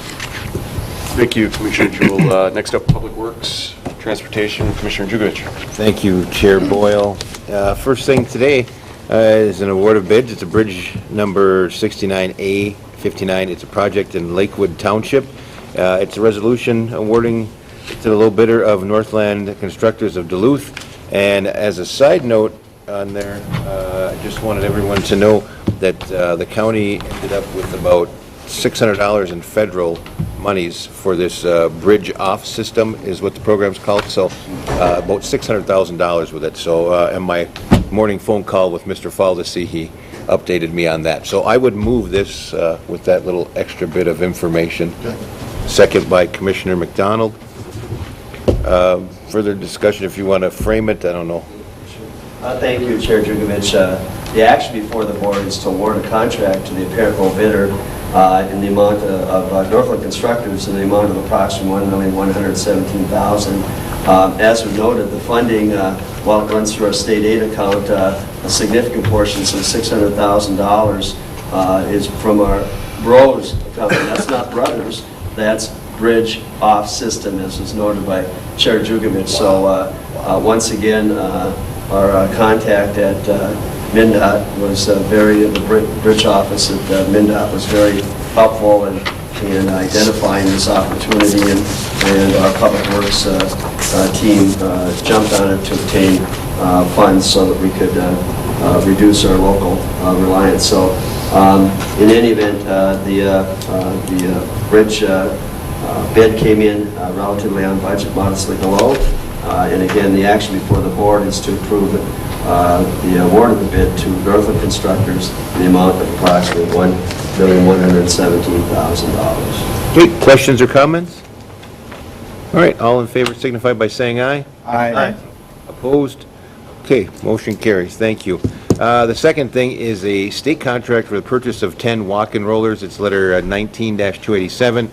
Just a resolution for the purchase of 10 walk-in rollers from Ziegler of Buell. If everyone's not familiar what they are, they're on the back of the graders, the tires they set down for packing and rolling some of the material down. So it is not something Kevin Gray and staff chases down behind a grader, pushed by hand as we'd like to see. But in any event, there will be a purchase of 10 of those. So I would move. Support. I didn't catch who. By by McDonald? Okay. Do you need to frame that? Chair Jugovich, and as noted, the action before the board, based on our state contract price, is to approve the purchase of 10 walk-in rollers from Ziegler, based out of Buell. This is a program that Chair Jugovich had talked with Director Policy and Deputy Director Boder on this. We have several of these walk-in rollers in place now, and they do attach to the back of the graders, and as we rework roads and potholes and the bumps and things, the washouts, this helps compact and it makes a smoother road, and it keeps its shape longer, if you will, condition. So we're expanding the numbers that we have to get out to all districts. I think we'll see a follow-up, Commissioner. I think it was next year we'll see a follow-up for some more, but this will be funded out of our equipment budget, and we think this is Public Works is advocating for this, and it's part of improving our gravel road system in a more uniform fashion. And so we've had some good experience, and any future grader purchases will have the built-in addition and hydraulics and interconnectivity. So this is something that is here to stay, and it's a very good thing. So of course, Chair Jugovich knew a lot more about it than I did when the topic came up, but that's kind of the way it is with equipment. He understands it, but this is something that's worked on a small-scale basis. We want to expand it, even in Commissioner McDonald's district. There's a story behind that. We happen to have a great deal of dirt road. No potholes, but dirt roads. Okay. Any further comments or questions? Well, thank you, Chair Jugovich. As we're out here in Balkan Township, there are a number of gravel roads. I think Mike and I probably, during our high school endeavors, have driven on a lot of them.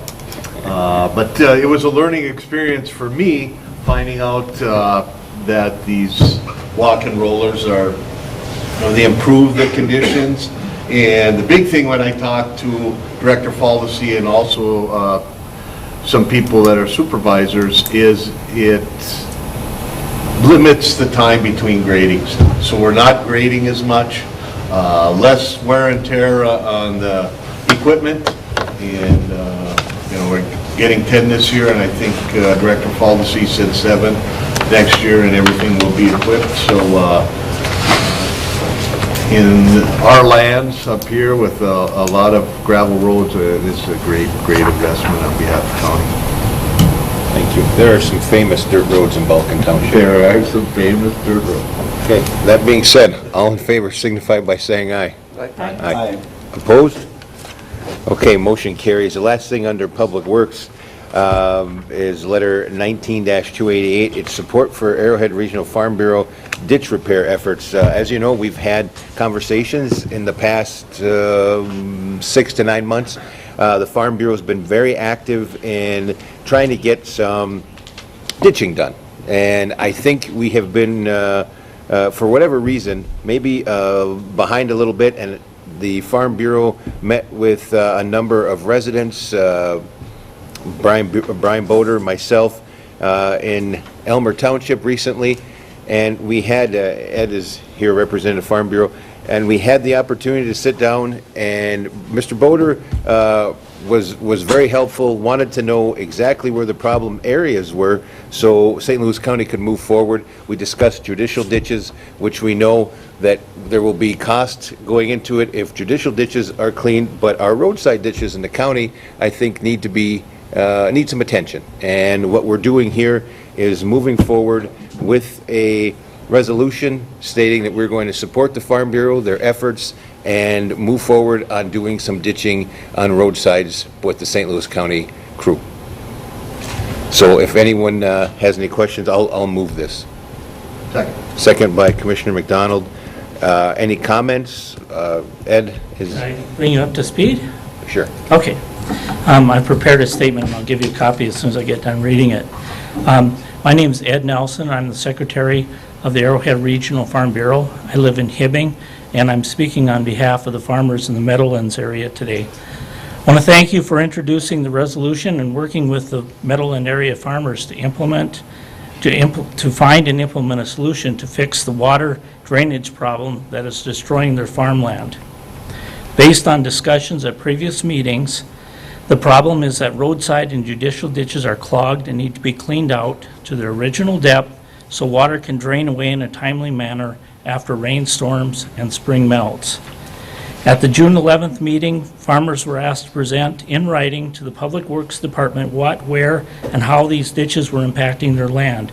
It was further recommended that a county employee meet with the affected landowners for an on-site inspection and consultation that will enable the county to develop a plan of action and a cost estimate. It is recommended to look into the possibility of contracting the work out to a qualified contractors in a competitive bidding process as a possible way of saving costs. The question of how to clean the judicial ditches has not been answered for the lack of information as to who has the authority to do that. The question of who should share the cost of the work should a way to clean the ditches was discussed. Landowners feel that the county should share the costs even though the ditches drain private land, as the county directly benefits from judicial ditches as a necessary part of the drainage system. The questions of how wetland mitigation was discussed. Current understanding is that farmland is being flooded to the point of being unusable for farming, and it is still taxed at a productive agricultural farmland rates. Farmers who choose to let their land go to tax forfeiture are seeing the county selling it to environmental investment partners for wetlands credits. The farmers are asking if it is possible to gain financially by selling the land directly to whoever needs it for wetland credits. I want to thank you for listening and allocating county resources to this problem. Thank you for recognizing that productive farms make strong rural communities, that economically and socially vibrant communities make for a stronger tax base for the county. Thank you for recognizing that people and families matter, and for recognizing that our food comes from the land, and that St. Louis County has productive farmland and passionate and dedicated farmers to act as good stewards of the land and the environment. Thank you. Thank you, Ed. I think, without a doubt, it's important that we recognize and understand just how important that the farmers and everything they do are to St. Louis County. It's critical. Again, we're going to do better. We're going to work hard on this. I don't have any doubts about our ability to move forward and get things done, but I think it was a great meeting that we had when everybody sat down individually or gave Brian Boder a call shortly thereafter to explain where their troubled area was. So now he's not only got them identified, he can start moving forward with trying to get some of these things done. So we value farmers, and St. Louis County values the property owners and want to make sure that that property is what it was intended for and not swampland. We want to have some farmland, whatever the case may be. We don't want to see anyone lose their land to water. So we're going to work hard on this, and we appreciate all the time and the effort that the Farm Bureau put into this. So that being said, any questions from the board? Commissioner Jewell? For Mr. Nelson, so this has come up, it came up 2 years ago, I guess, when we were in Meadowlands prior. And obviously, they're passionate folks, and it's quite a struggle. Has the Farm Bureau been able to pull together a team of folks who can kind of make suggestions about how to move forward? Actually, in listening to these folks and being a latecomer to the process, they're way past doing a lot of discussions, a lot of meetings, a lot of committees. We've been talking to the county about this for several years. We haven't gotten any action, and they're just not ready to sit through a lot more meetings. So that's why, kind of at the meeting on the 11th, we had people fill out the form, send it to Brian, let Brian take some action. So the big question here is the judicial ditches. Nobody knows. Brian said he's got the authority to take care of the county road ditches. So, okay, great, go ahead and do it.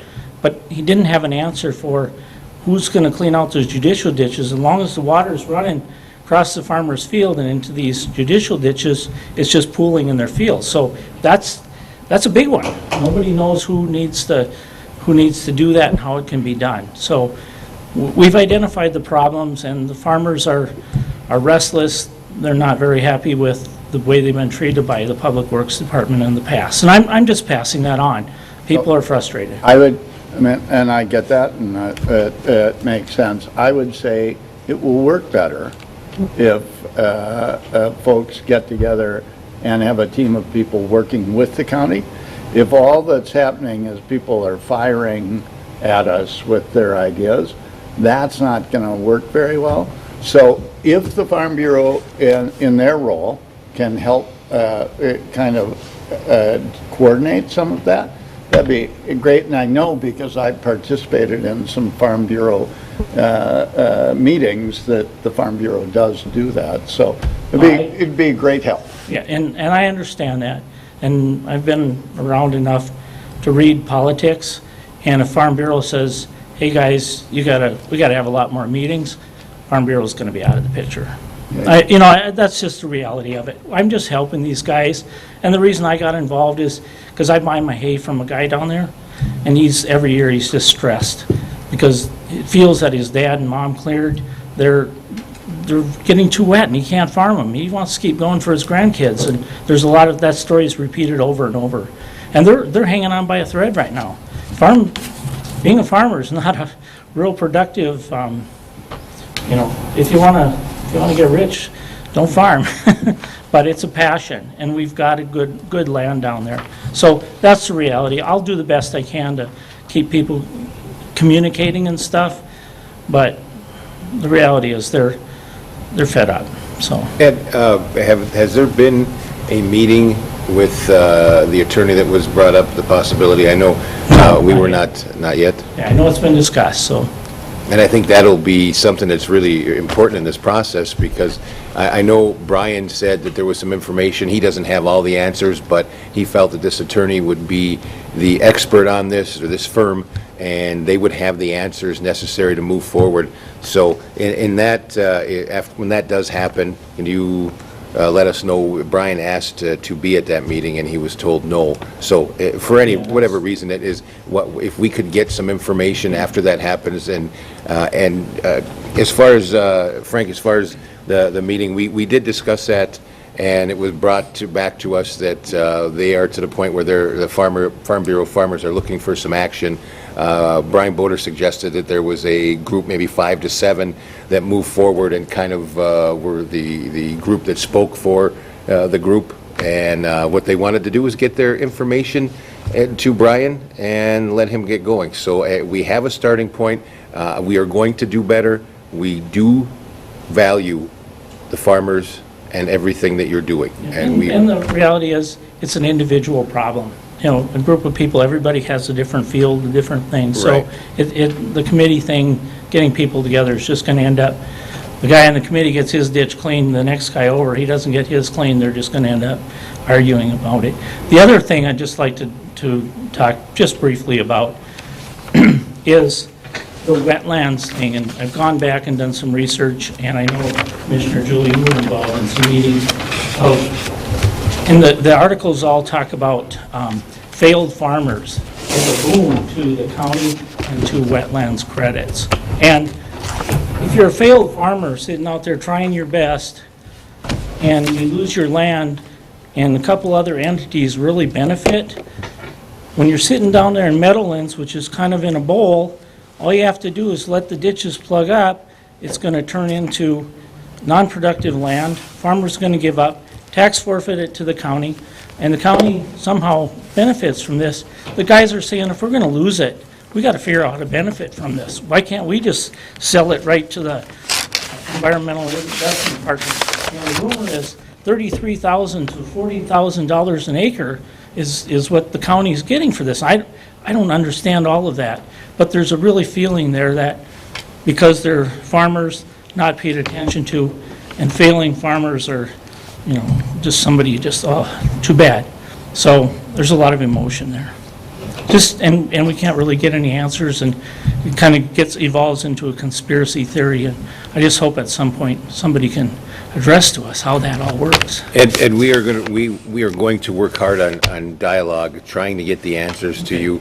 And obviously, with the meetings we've had, I think we've made progress. I think everybody walked out feeling that they felt better walking out than they did walking in, knowing that we are going to start working on this, that we feel farming is important, agriculture is important to St. Louis County, so we are going to move forward. We're going to do this with you. We are going to be lockstep. We will be partners, and we will try and keep each other updated as much as we can. Obviously, that meeting with that attorney is going to be a big thing for us, too, information-wise. Sure.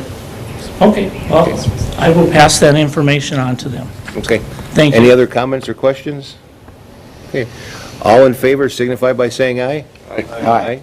Opposed? Motion carries. Thank you very much. Back to you, Chair. Thank you, Commissioner.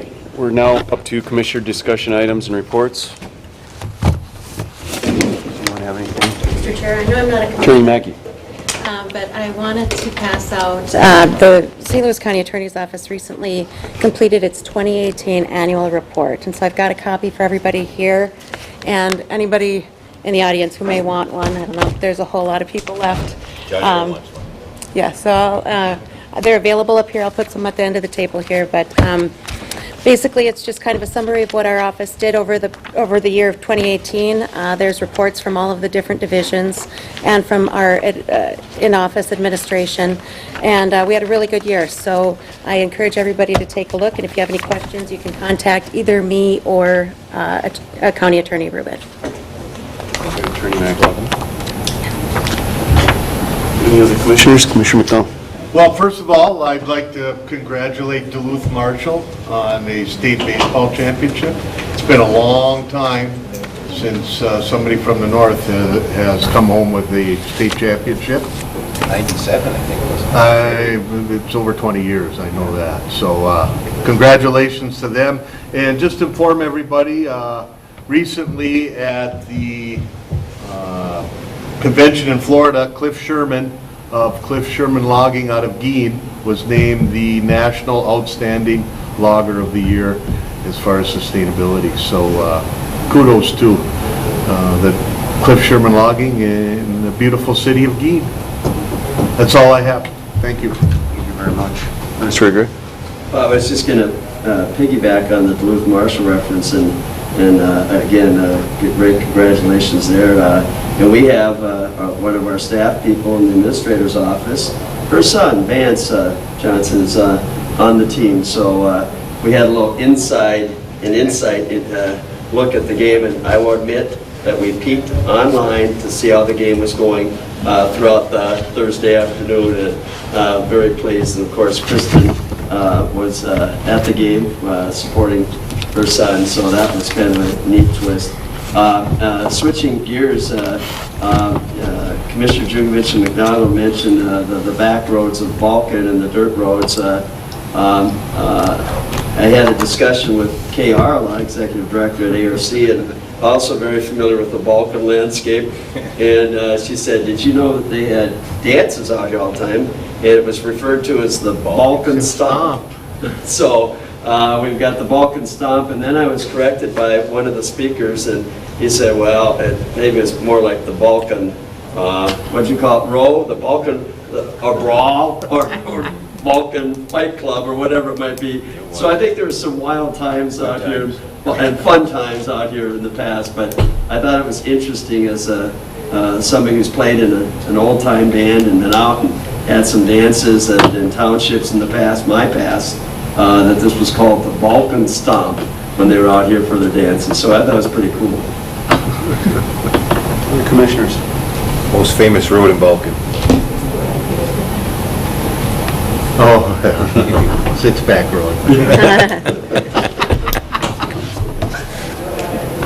Other commissioners? See none, move for adjournment. Ready in favor, please say aye. Aye. Opposed? Paul, were we just heading straight Yeah, we're... studios? Yep. City Hall. City Hall. Right on Lake Street. And Ironbound will be waiting there with open arms and providing lunch for us at the tour. All right.